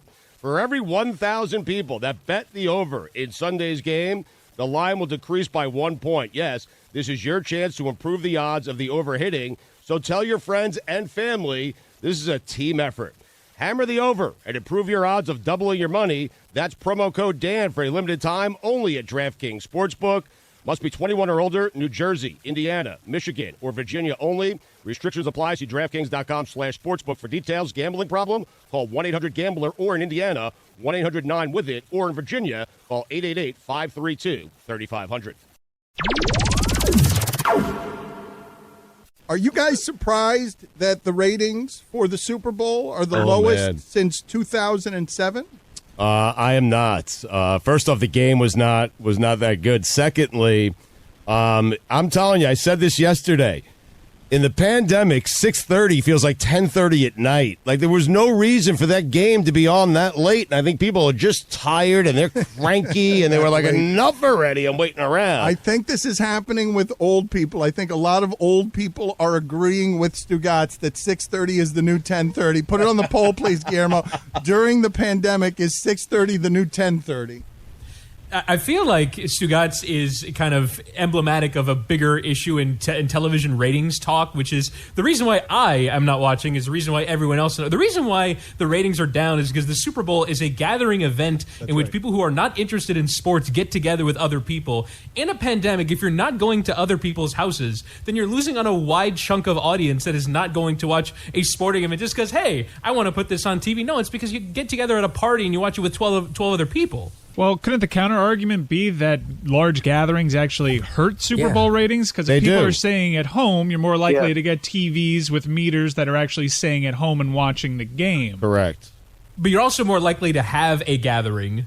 Not during a pandemic. No. I'm saying you're more likely to have a gathering when there isn't a pandemic. But Chris, the ratings are about how many TVs are on viewing the game. It's not about how many people you have at your house. But how many people entertain when they otherwise wouldn't watch a sporting event because it's just a thing that you do? It's like it's a Sunday to get a bunch of people together at your house to watch a thing together. I would thought it would be advantageous to the Super Bowl ratings to actually have a pandemic because people aren't going to bars, people aren't doing the large gatherings, so you would have more individual TVs, thus boosting the chances of TVs with meters actually tuning into this game. Guys are overthinking this. It's a real easy explanation. People used to tune into the Super Bowl, not for the Super Bowl, but for the ads. Now they start doing the ads a week in advance on YouTube and on Instagram. Why do I need to tune into the Super Bowl? I've seen all these ads already. That's why the ratings are down. It could be all of those things as well, though, right? Does it have to be any one? You really stamp down. It has to be just one. It has to be just one. Okay, That's very it. good. Yeah, it's just so that. if it has to be just one, it has been ordained. Let's go back again to Stugotz weirdly announcing Marty Schottenheimer's death in a way that had way too much enthusiasm in it, the way that you would announce a birthday greeting to somebody somehow. Marty Schottenheimer passed away. It's unbelievable. It's like a new movie that just came out, and he's reading the paper. Oh, the movie's out. Marty Schottenheimer passed away. Oh, look, a new Indiana Jones. Marty. Billy, Brian Baldinger. Baldy. Had a very quick, he can always leap into action. He's a superhero that way. It's unbelievable. He can, at any angle, get in there and just throw out a nickname at me that hits me in the face like a wet dick. So, a wick. Brian Baldinger has some slow motion that he does. I love this, Stugotz. I love when these analysts who really know football slow everything down for us because we're not watching the game the same way that the people who actually know what they're watching are watching. So Mina Kimes can tell you that the one guy on the Tampa defensive line that I wasn't thinking about on Sunday, it's not Pierre-Paul, it's not Barrett, it's not and Ndamukong Suh is somebody who I don't understand physically how he does what he does, never gets hurt, always plays across a decade, that sport, that way, at that position. The guy that Mina Kimes would tell you might have been the MVP defensively of the game for Tampa to make Kansas City look a way we've never seen before is Villa. Is that how you pronounce it? Voila. No, Villa. You're missing a T, I think. How do we pronounce it? Vitavea. Vitavea. Of course. I'm sorry. Now I made him a little Italian. Vitavea. 350 pounds. Mina Kimes is saying a guy with one tackle in the game. Yeah. One tackle in the game was more responsible for everything that was happening out there than anyone else. Well, you remember when Tampa Bay got stuffed at the goal line? The old MVP should have finished his block, all right? Because I brought him in on that gimmick play, and he got stuffed on the line because he thought his dude was in, so no MVP. Okay, no MVP, but Baldinger is saying that, and I wondered what Billy would say to this, he was slowing everything down and was saying, are you aware of how well Mahomes played in that game? Because he was showing blitzes on the corner coming in uncovered, untouched, and just all the places that he made some throws where his receivers let him down, where he's hitting guys in the face mask from 30 yards out, parallel to the floor, a throw no one in the world can make, and his receivers were letting him down. He was breaking it down that way, Billy, and it sort of flew in the face of what you were saying yesterday, which is, did Mahomes play well? Yes or no? No. Good for him. You know who played better? Harrison Butker. He got all the points for their team. Okay, please, Patrick Mahomes. How about do something, anything? Run around, throw a pass, do something. Run around. It's literally all he did was run around, and he made amazing passes that were like hit people in the face. Yeah, no, I don't know if he knows this. You need to run forwards, not backwards in the NFL. You need to get in positive yards, not yet negative yards, and you need to complete passes, not incomplete passes. I don't think it's even called incomplete in that sense, but do something. All right? Why? Can I ask you something? Why does everyone have to be so great? Why do we have to say he played so great? Why is that the case? Why can't we just say, you know what? He's supposed to be the next big thing. Didn't really live up to it. A little disappointing. Can't it just be that? Can't we be a little bit disappointed with the performance he had? No, we can't. No, he's amazing. He's literally the best quarterback I've ever seen. Guys, there, I said it. Better than Aaron Rodgers. In the history of the NFL, 28 of 49, 270 yards, 5.5 per reception, no touchdowns, 0 interceptions, at a rating of 52.3. That's not good. And Billy is right. And shame on Baldinger. He should be ashamed of himself for trying to be different and point out, like, listen, I'm not dumb. I watched the game. He didn't play well. Don't try to tell me he played well, Baldinger. Seriously. I mean, I know what I'm watching. I'm watching football. I've been watching it for 40 years, and that quarterback did not play well in a big spot, and he deserves to be criticized for it. Here's how to quantify that Patrick Mahomes was under constant siege. Analytics figured out that he ran the equivalent of 500 yards in that game. And most of it was backtracking, and you could tell his toe wasn't right because he was having an awful tough time getting distance between himself and 300-pound linemen who were rushing. 500 yards he ran. He is getting surgery, Bill, just so you know. Whatever. Who cares? Guys, I hate to break it to you. This is part of football. They rush the quarterback, okay? That's part of the game. You need to figure out how to get the ball out and complete it to people. Are we supposed to just not rush Patrick Mahomes and let him complete passes? He was playing against there's 2 teams playing, right, that are trying to win the Super Bowl. It's not just let Patrick Mahomes win the Super Bowl every year. Billy, if that's the case, then Eric Fisher is the MVP of the Chiefs and the MVP of the NFL. It's not Patrick. If that's what he looks like without Eric Fisher, then he's not that good. I've been saying it all season.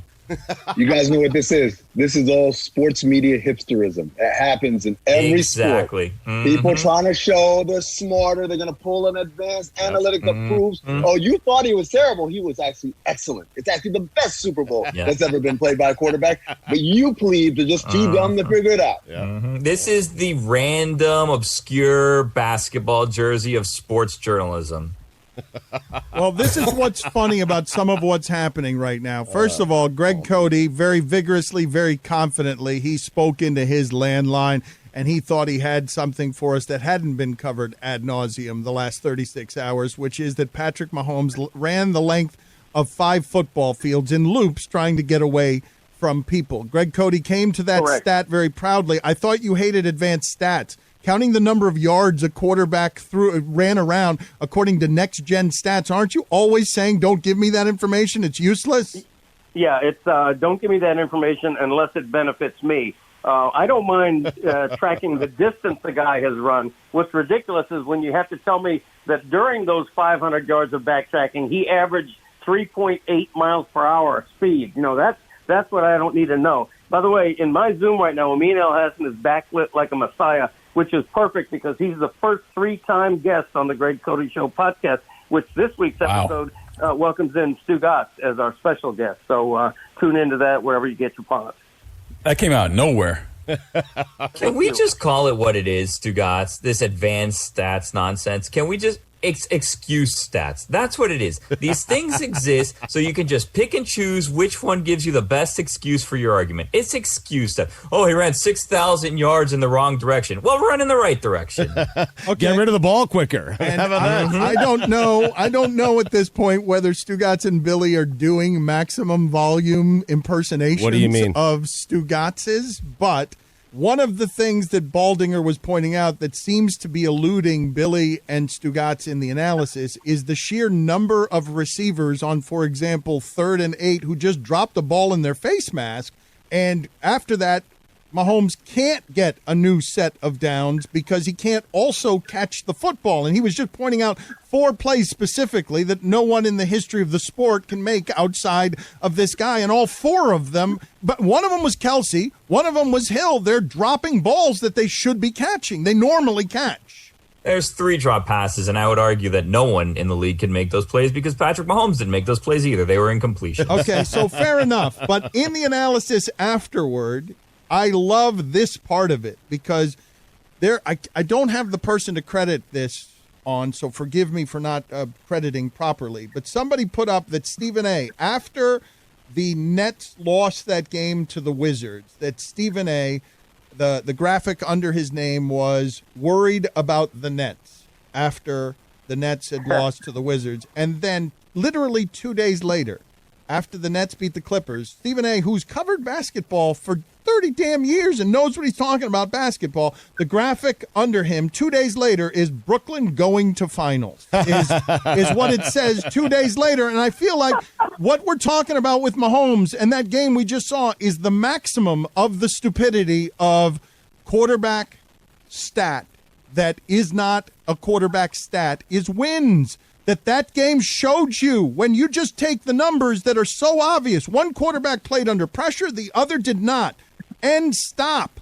Like, you don't need to go any further than that. Like, it's very obvious that if I put Mahomes in Tampa's huddle, what do you think I would have gotten from Mahomes? It sure as shit wouldn't have been a bunch of dink downs to tight ends and running backs. Like, they would have been able to throw the ball down the field because he would have had all the time in the world. But that's making it, for me at least, too simple. Like, the defense played really, really well for the Buccaneers. The fact that the Chiefs made absolutely no adjustments when Mahomes said after the game, they're taking away the deep ball, they're taking away the sidelines.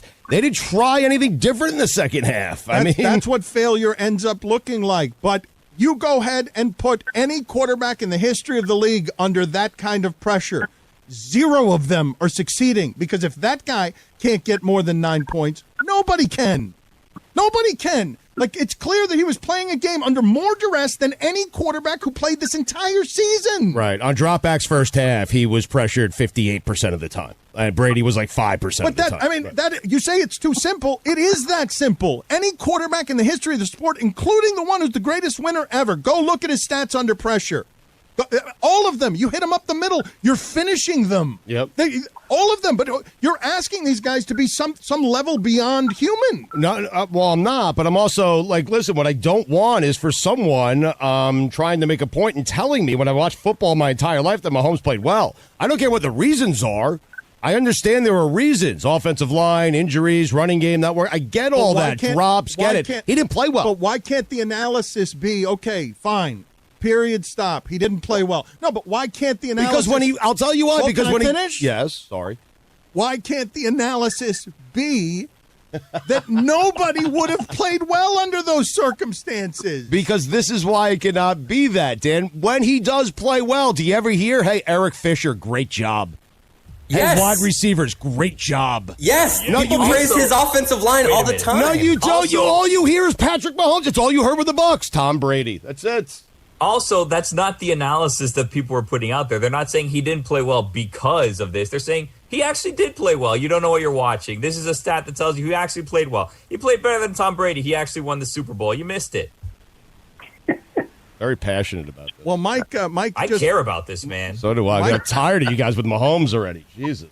Mike just got his eyebrows blown off. What is it? Was it my volume and caring about sports? So loud, caring about Patrick Mahomes so much. Chris's mic is so much louder than everybody else's. I got one pot. It's just, guys, relax. Patrick Mahomes. So what is do we Super do? Bowl Do we winner. make him a special trophy because he didn't win, but it wasn't his fault? It feels like he's right. Like you guys still want to give him a ring. It's like, yeah. What do we do here? Is this better? You know what? MVP. I love that idea, Billy. I love the idea of giving one trophy once a year to, you know what? You didn't win, but it's not your fault. Here's the trophy. It's not a second place trophy. It's a not your fault trophy. It's just like, you know what? It's like it's Aaron Rodgers losing that other game to Brady. You know what? You lost, but it's not your fault. The It's trophy okay. should be one of his receivers getting hit in the face mask with a That's football. right. That's what the trophy should be. One of them dropping the ball. It's Patrick Mahomes. It's not your fault. You know what I'd be okay with? he could get LaShawn McCoy's ring, and then it'll just have his stats on the side of the ring. That's what you will allow? Yeah. LaShawn McCoy, back-to-back Super Bowls without playing a snap on either game. What is that? Shady. Attaboy. This is the Dan Le Batard Show with the Stugotz podcast. Before we get started with our weekly journey through the jungles with Ron Magill, and before we start talking to him about some uncomfortable subject matter that was covered in Sex and the Animals and the history of Sex and the Animals and the upcoming mystery crate that people are very excited about, I just wanted Ron Magill to enjoy another live Zoom viewing, and I wanted Amin to enjoy this as well. Before we get started with Ron Magill, we want to get in a Greg Cote back in my day. I need to explain to Ron Magill that the reason Greg Cote is standing, Ron, is because he's better as a performer, entertainer when he is standing. Sitting in a chair is not the way any great performers did any great piece of art. So, Greg Cote, how are you feeling about your back in my day? Ron Magill and Amin Elhassan are here as your audience to support your entertaining and your performing here. How are you feeling about what you're doing right now? Wandering. Oh, Ron, we've learned that he's just better strolling around, thinking that it's a radio show instead of a podcast. So, Greg, without over-delivering, are you ready? Do you think this is going to be good? I'm ready. You never know on whether it's going to be good, but yes, I'm ready. All right, so very good. Well, you never know. Let's go. Let's get started. And now, it is time to take a trip down memory lane. Here's your guide, Greg Cote, with Back in My Day. Stock market. How is it that in the last couple of months, all of a sudden, everyone is an expert in the market? A self-appointed stockbroker wheeling and dealing on a laptop at the dining room table. Back in my day, if you wanted to invest, you went to an actual stockbroker's office and sought advice from an old guy in a green eye shade visor with a pencil behind his ear who told you, you can't go wrong with Coca-Cola. You bought 20 shares, crossed your fingers, and that was that. An investor used to walk out with a portfolio. Now he clicks on an app. Digital discount brokerages are taking over. Now everybody's a day trader. It's the new drug for millennials. It's like fantasy football, but with consequences. Day trading. I'm too busy day drinking. There's only so many hours in a day. In a world where my son Chris has somehow turned himself into a successful day trader, too many people are day trading. Something ain't right. Mike Ryan knew nothing of stocks. Suddenly he's the wolf of Wall Street. Robin Hood used to steal from the rich to give to the poor. Now he limits your purchase of skyrocketing stocks to protect hedge funds. Robin Hood, TD Ameritrade. I can't keep up. I can't get whatever happened to the E-Trade baby. Everything about money and the economy is changing. I'm still trying to wrap my head around direct deposit. Me and Le Batard are the only people on Earth still writing checks. Now Bitcoin and Dogecoin are in a bitter war. Whatever happened to actual coins? When was the last time you held a penny? A dime has become a rare artifact, like finding a velociraptor bone. Cryptocurrency. Please, back in my day, you smoked crypto. I saw a stockbroker the other day at an intersection holding a cardboard sign that read, "We'll trade for food." Quit day trading and give that poor man his career back. And while we're at it, let's bring back coins. The real ones. I'm Greg Cote, and that's how it was back in my day. Ron Magill seemed confused by much of what was happening there, and I believe the thing that he was most confused by is, what do you mean, Greg Cote, you and Dan are the only one out here writing checks? Do you guys think that Ron Magill's not out here writing checks? You think he's doing a whole lot of wiring of money? I don't know. I do write checks, guys. I do write checks. Actually, my wife writes checks more than I do, but I am writing checks, guys. I don't trust a lot of that web stuff. I just think somebody's in there going to feel it. Right, the Venmo, the Zells, like, is it going to get there? Where's it going? There's something cathartic about writing a good old-fashioned check, you know? Damn right. Damn right. Guillermo, put it on the poll at Le Batard Show. Are you still writing checks? What was that line about E-Trade in the middle of that, Cody, before we get to some Ron Magill questions? Yeah, I stumbled on that. I was actually wondering whatever happened to the E-Trade baby, because the original E-Trade baby would be 21 years old now. You know, is he pushing dope in La Jolla? What's he doing? He's a day trader. That's what happened to him. I don't know. He's probably, destitute. I don't know. Wait, why did you assume that the original E-Trade baby is either destitute or pushing dope in La Jolla? Is that what you said?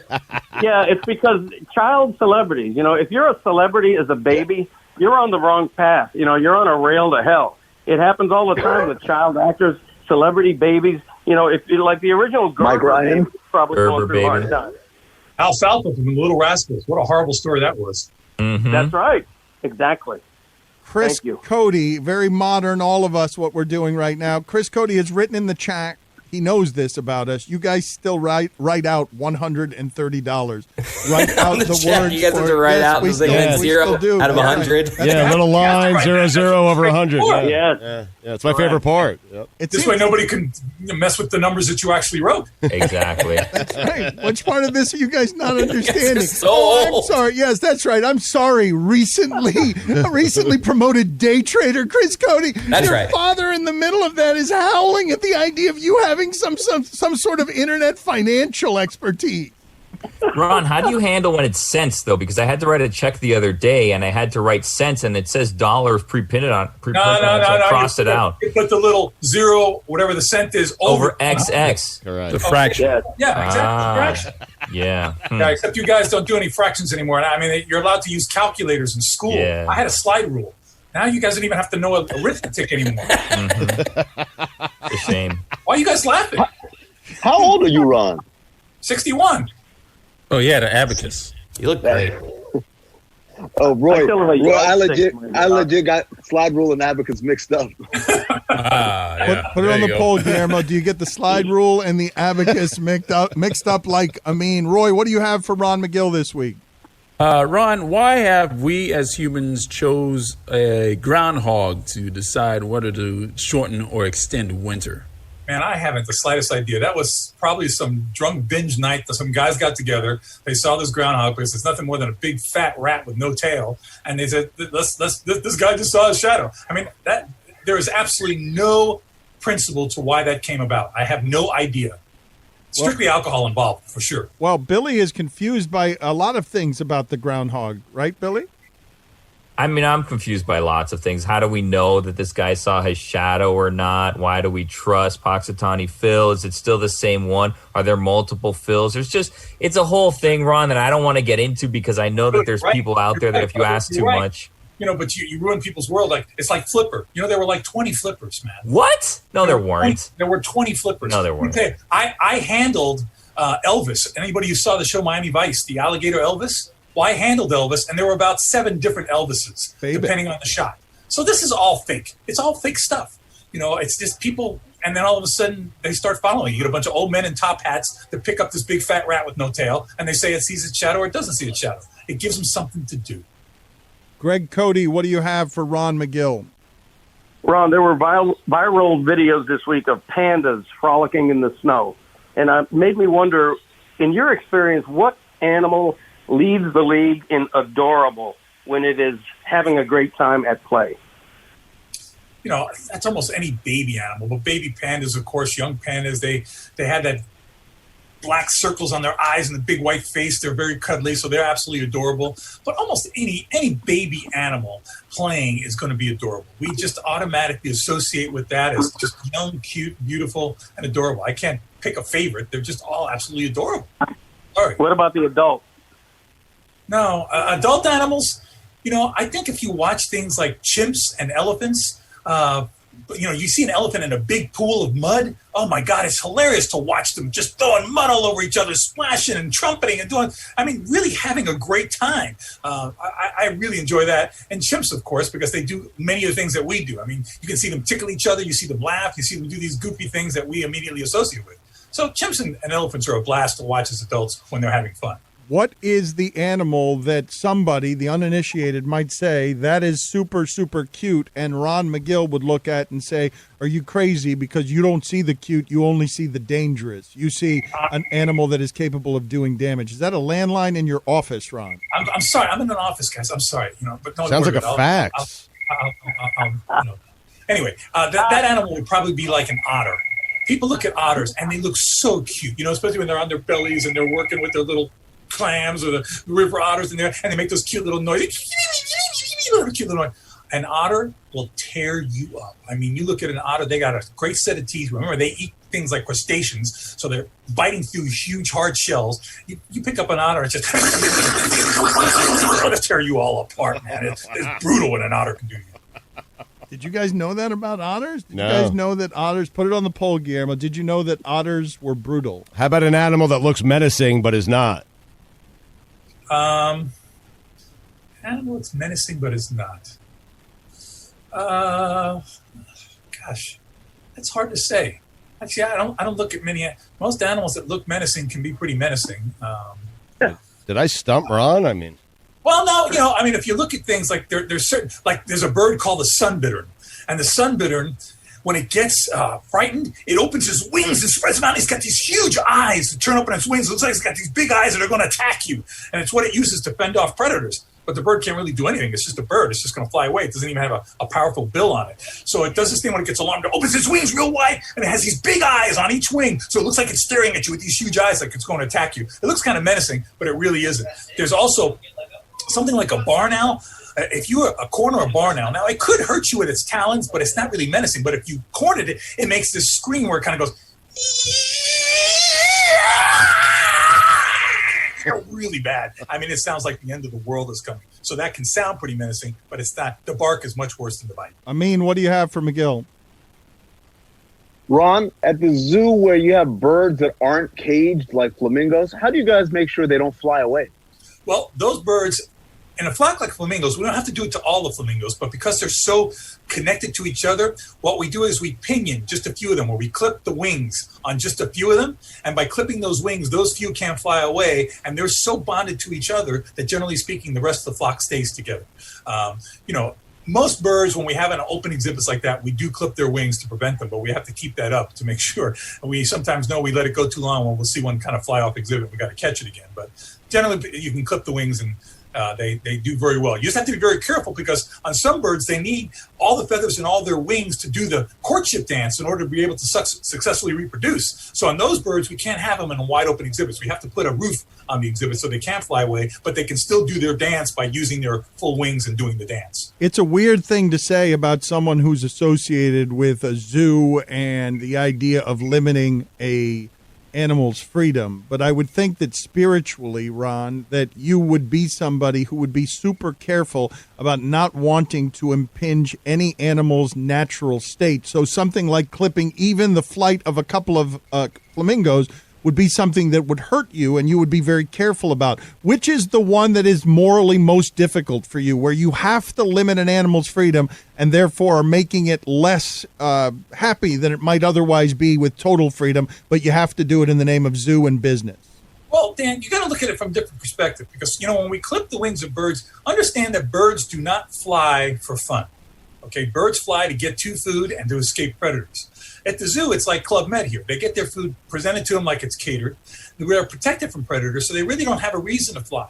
And I can show you, there's several species of birds. For instance, the cormorants in the Galapagos Islands. They're now flightless. They originally flighted cormorants, but because there's no natural predators for cormorants, there's an abundance of food, they stopped flying, they lost those muscles, and they are now flightless. So by clipping the wings of a bird, it's not necessarily being cruel, unless, of course, it's necessary to do the courtship dance. And that's why you need to understand an animal. You need to understand that before that happens. As far as not letting an animal, restricting an animal, I'll tell you the one for me that's probably the hardest would be elephants, because elephants, I think, are normally very nomadic, and even as large as the exhibits that we have here at the zoo, it's still not as large as I would like it to be for a herd of elephants. They are a naturally nomadic elephant that travels great distances in the wild. I've been able to see that. So having to restrict that by limiting them within an exhibit for me is a little bit difficult. Ron, in North Carolina, I think it was yesterday, a So a guy was taking his boa to the vet, and the snake got stuck in the dashboard, and 5 cops had to come and help the snake out. There has to be a better way to get the snake to a doctor than the way this guy did it, which is just throw him in the car and say, let's go to the vet. I mean, what is he doing?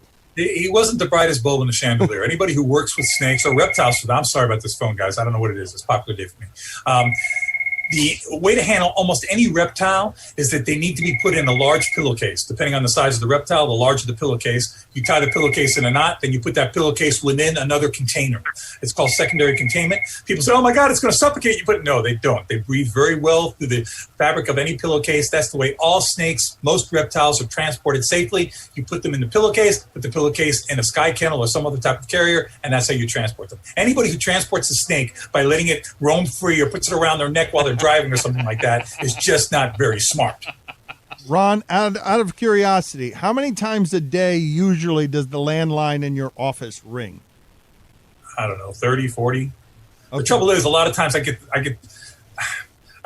wrong people. They want to they know my name, so they go on to the whatever. They call the operator and ask for Ron Magill? No, the directory, the staff directory, and they punch in my name, and then they go to me, they go, listen, man, I can't believe you answered the phone, but this is what I need to tell you. I go, hold on a second, I got to transfer you. And that's what happens a lot, thanks to you guys. Okay, but didn't it dawn on you at any point that perhaps we might be calling you and making that happen in your office? Did you? Oh, is that what it was? No, I thought you usually do it to hear my crickets on my phone, which I immediately turned off. No, I was trying that number, but I'm assuming Billy or I don't know who else was calling you. Who's guilty of calling Ron during that segment? Who did that? Why do you guys do that? I don't know. I'm pretty sure it's Billy. Why do you guys do that? You're adults. Look at Billy. Do that? Billy, I knew somebody. It's such a good question, Ron. Why would anyone do that? Because he's Billy. That's why. Who would do that? What do you mean? What do you mean? Ron, what did you do with Amin and Chris Cote? Explain to people the history of sex and the animals. Explain to them why it's a special thing that you just did with Chris and Amin for this week's Mystery Crate. Well, first of all, I haven't done it for a couple of years because I put it to bed. I said, I'm not ever doing it again. I kind of did it for you guys because it's you guys. And listen, basically what it is, it's answering all the questions that I know all of you have but are afraid to ask because nobody wants to be stereotyped as some kind of pervert. And it's a talk that came up when if you come to the zoo on any given day, Dan, and everybody in the zoo is in front of one exhibit and they're jumping over each other's shoulders to see what's going on in the exhibit, the animals are having sex in the exhibit. There's no question about it. People are fascinated by it. They don't want to be labeled. But if they're at the zoo, and I know they're embarrassed because I'll catch them looking at it and everybody's staring and I look at them and then they look at me and they'll say something like, what are they doing? Like they're trying to be naive, like they have no idea what's going on. Please stop it. Okay. So I just came up with this presentation to say, let me answer all your questions because I know you got them. And is this you guys? It's Billy Gill. Is that Billy Gill? Is that Mike? Is that you? Are you calling me? We're doing a podcast and you're calling me?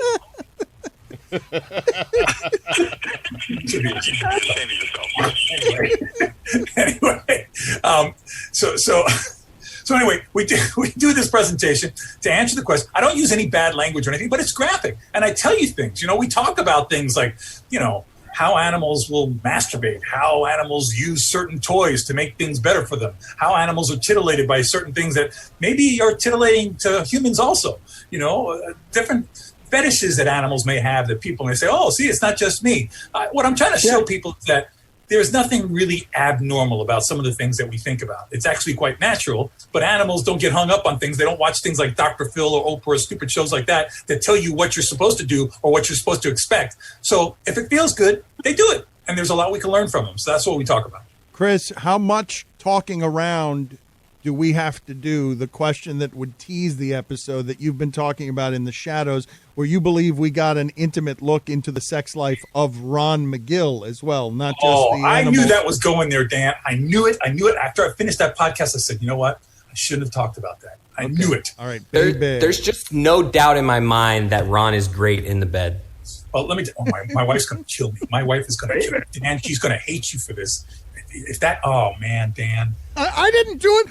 Dan. I mean, hate you for what he said. It's a compliment. Wait a minute. What did I do? All I did. Ron, am I wrong? Ron, you're so good, right? No, stop it, guys. Mirrors. Mirrors, boys. I mean, why, man? Spoiler alert. We were brothers, man. Butt stuff? You do the butt stuff? You're my brother.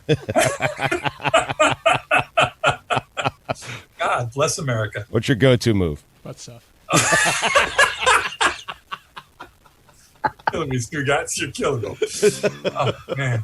Oh, Lord have mercy. I'm in deep water now. I'm in trouble. I knew it was coming. It's just a matter of time. Coming? Baby. Please. This is a podcast. Please. Are we still recording? I don't know. I'm going to go off the audio. All right, Ron. Thank you very much. We love you, Ron. All right, listen, you guys, you have a wonderful week. Hey, Ron, call Billy back, all right? Stugotz here. Have you ever wanted to give yourself better odds on winning a bet? Well, DraftKings Sportsbook is giving you a chance to do just that. All players who place a bet on Sunday night's basketball game between L.A. and Denver will have a hand in lowering the over-under on the game. That's right. For every 1,000 players who bet the over on Sunday night's game, the over-under will drop by 1 point. How about that? Every bettor who hammers the over in Sunday's Denver versus Los Angeles game helps to lower the game's over-under. The best part is that even as the line lowers, the odds remain at even money. That's right. You could double your money by hammering the over. DraftKings is safe, secure, and reliable, so you can deposit and withdraw your funds at your convenience. Download the top-rated DraftKings Sportsbook app now and use promo code DAN when you sign up to hammer the over on Sunday night's basketball game when L.A. takes on Denver. Who doesn't love to hammer the over? For every 1,000 people that bet the over in Sunday's game, the line will decrease by 1 point. Yes, this is your chance to improve the odds of the over hitting, so tell your friends and family this is a team effort. Hammer the over and improve your odds of doubling your money. That's promo code DAN for a limited time only at DraftKings Sportsbook. Must be 21 or older, New Jersey, Indiana, Michigan, or Virginia only. Restrictions apply. See DraftKings.com/sportsbook for details. Gambling problem? Call 1-800-GAMBLER or in Indiana, 1-800-9-WITH-IT, or in Virginia, call 888-532-3500.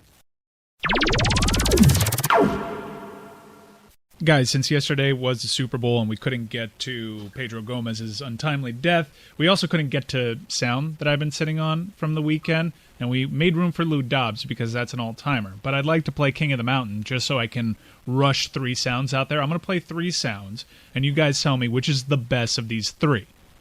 All right? You guys ready to play King of the Mountain? It sounds like a great game. We 3 enjoyed... sounds, best of the 3. You're not claiming any of these are better than Lou Dobbs. No, Lou Dobbs is gold standard, but maybe.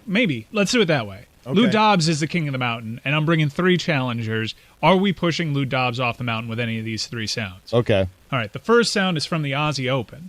Nick Kyrgios, who is Australian, in Park Creek, he had an interesting press conference in which he was asked about Novak Djokovic. Are you guys familiar with what Nick Kyrgios' reputation is on the tour? Bad boy, petulant. He goes back to a different time. A little bit of McEnroe, Stugotz, the glory days of Ilie Nastase. These nasty. Wow. He's bad. He's bad news, this guy. Personality. Right. So when he starts calling into question your judgment, perhaps it's a time for self-reflection. He was asked about Novak Djokovic, who has a reputation on the tour. Here's what Nick Kyrgios had to say about him. He's a very strange cat, Novak is. Heck of a tennis player, but I unfortunately, someone that's partying with his shirt off during a global pandemic, I don't know if I can take any slack from that, man. Like, that's as bad as it gets for me. Okay, Bill, last question. Thank you. That was a good answer, bro. Bang. Take yourself off mute, please, Bill. Nailed it, bro. Bill, you're on mute. Come on, Billy. Get in here. A couple of different things going on there. I love that. Nick Kyrgios with a controversial opinion, a journalist forgetting to take themselves off mute, and Nick Kyrgios being delighted in the fact that he gave you something. That was a good answer. Did he say that was a good answer? Bang? Yeah, he stuck the landing, and he was proud of it. Yep. He might have said, bruv. A very strange cat, Novak is. Heck of a tennis player, but unfortunately, someone that's partying with his shirt off during a global pandemic, I don't know if I can take any slack from that, man. Like, that's as bad as it gets for me. Okay, Bill, last question. Thank you. That was a good answer, bro. Take yourself off mute, please, Bill. I love he drills the good and the bruh. Like, Bill, I you're on nailed mute. it. I will never beat Djokovic at anything in tennis, but I got him there. I won a point there. You were dancing during a pandemic with your shirt off, and I can judge you as the bad boy of the sport. Djokovic has he's carved out this weird corner, which is always pushing back on pandemic protocol. And like Nick Kyrgios said, there's video and Snapchats of him having fun in Serbia. He hosted the first tournament there. So Nick Kyrgios, not with the decision-making of one Novak Djokovic. I'm confused. If Djokovic had his shirt on, would Nick Kyrgios been a lot more kind of tolerant? That was the extra. That was the extra. It was the extra bonus in the cruelty of the comment. It's why he said the bruh. That was a good answer, bruh, because I got him. I got him because he was shirtless. Right. It's not just partying during the pandemic. Right. Shirtless it's not partying. just anti-vaxxer. No, he was shirtless. He's a guy who parties in the club shirtless. What an asshole! And that's coming from Nick Kyrgios, who is reputed to be the biggest one on the tour. Sports, maybe. Yes. So we all agree, though, while it's a good sound, Lou Dobbs still king of the mountain. Here's the next sound. And there was an introductory press conference over at Marshall University. And wait a minute. Is this the strength coach? Strength coaches have a bit of a reputation of being a bit wild. You want a crazy guy running your strength and conditioning conditioning seen this? program. Stugotz, have you seen the real-life Tim Jerns? Have you seen this guy? No, I have not. All right, so Marshall football strength and conditioning guy is fired up, and he's being introduced to the thundering herd audience that is ready to get fired up by a strength and conditioning coach. Let's go get this mug. All right, I'm going to teach you how to do this after this. It's herd jacks. Here's what we do. We say herd jacks, team ready, you say ready. We say herd jacks, team ready, you say ready. Herd exercise. H-E-O-D. Herd head. Let's go to work. Now, what needs to be said there is that I think he's in a suit and doing jumping jacks. Come on. I believe is he in a too tight suit or it's a. Is there any other kind for Ben Ashford? All right, so now let me give you that bit of context. First of all, this person is a human being who's a square. Secondly, he's got a big beard and he sounds and looks exactly identical. This is exactly what you were expecting. And again, he's in a sports coat and he's doing too tight jumping jacks. Let's go get this mug. All right, I'm going to teach you how to do this after this. It's herd jacks. Here's what we do. We say herd jacks, team ready, you say ready. We say herd jacks, team ready, you say ready. Herd exercise. H-E-O-D. Herd head. Let's go to work. Okay, I will also say that let's take all of the context that I just gave you out visually of what he was doing in a press conference and now just understand that this is secret audio of the Marshall strength and conditioning coach having sex. Let's go get this mug. All right, I'm going to teach you how to do this after this. It's herd jacks. Here's what we do. We say herd jacks, team ready, you say ready. We say herd jacks, team ready, you say ready. Herd exercise. H-E-O-D. Herd head. Let's go to work. H-E-O-D. Herd head. Let's go to work. It does sound like sex. It also sounds just like West Virginia. Yes, West Virginia. So I love that in the video you can see the ceiling because the backdrop isn't tall enough. It just adds to the Parks and Rec quality of this strength coach. But Lou Dobbs, still king of the mountain. Yes. All right, so he's taking on all challengers. That strength coach, by the way, lit a wooden paddle on fire and broke it over his assistant's back before a Marshall game to get everyone fired up, and they lost. That's right. Yeah. They lost.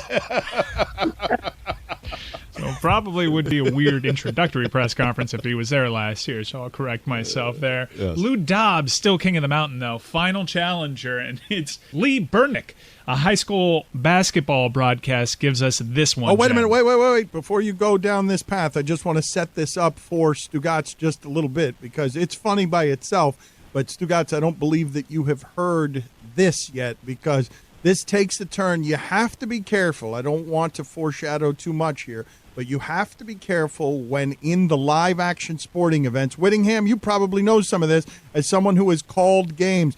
You have to, in hockey and basketball, you have to be very judicious about if you're going to tell a story that requires some unspooling because the action will take you away very quickly because the sport moves correctly, correct? So there have been some funny ones on this, Whittingham, but the one we're about to play for you, I think, is a broadcaster's nightmare. Especially on radio. Right, so visually, you're not seeing anything. Imagine just listening to this as somebody goes into a heartfelt tale, and then the game breaks out around it. You know, Craig. Well, and then there's one more. There's one more gone, but not forgotten, and that's our sweet Lucy. At the age of 12, she was run over in our driveway. Oh, like that? Was she run over like that? As Tyree hammers it down, there's a timeout on the floor as Lakers spurt out to a 4-0. 2 turnover, 2 dunk. No. Yes. The Lakers are on fire, up 16. 17-20 to go. They are on fire. And yes, our hearts and minds are with your sweet Lucy. Yes. In dog heaven. Yeah. Oh, do you want to know what happened to her? Yeah, Sabrina ran her over. That's a dog. Makes it better that it's a dog. It's a dog. For a second, I thought it was feel a little bit better. Yeah, it's a dog. You guys feel better because you thought it was a 12-year-old child? I was going to have it replaced. Yes. It was about to replace Dobbs until it was a dog. Wait a minute. You make it it's still bad, at least in part because you don't know what they're talking about. Again, a dunk has broken out in the middle of somebody telling the story of a dog being run over, the family pet being run over in the driveway. You know, Craig. Well, and then there's one more. There's one more gone, yes. but not forgotten, and that's our sweet Lucy. At the age of 12, she was run over in our driveway. Oh, like that? Was she run over like that? As Tyree hammers it down, there's a timeout on the floor as Lakers spurt out to a 4-0. 2 turnover, 2 dunk. Start to the second half, and the Lakers are on fire, up 16, 17-20 to go. They are on fire. And yes, our hearts and minds are with your sweet Lucy. Yes. In dog heaven. Yeah. Oh, do you want to know what happened to her? Yeah, Sabrina ran her over. The relief I had when he revealed it was a dog. I don't know if anyone else. I just love the awkward dedication of the play-by-play guy still trying to respect in the middle of that. Oh, I've got to give time and score. It reminded me of the Brenneman apology. Tom Brenneman. I've got it. No matter what happens here, even if there's a dead dog on the driveway, I've got to keep powering through here and give the information of time and score. You know, Craig. Well, and then there's one more. There's one more gone, yes. but not forgotten, and that's our sweet Lucy.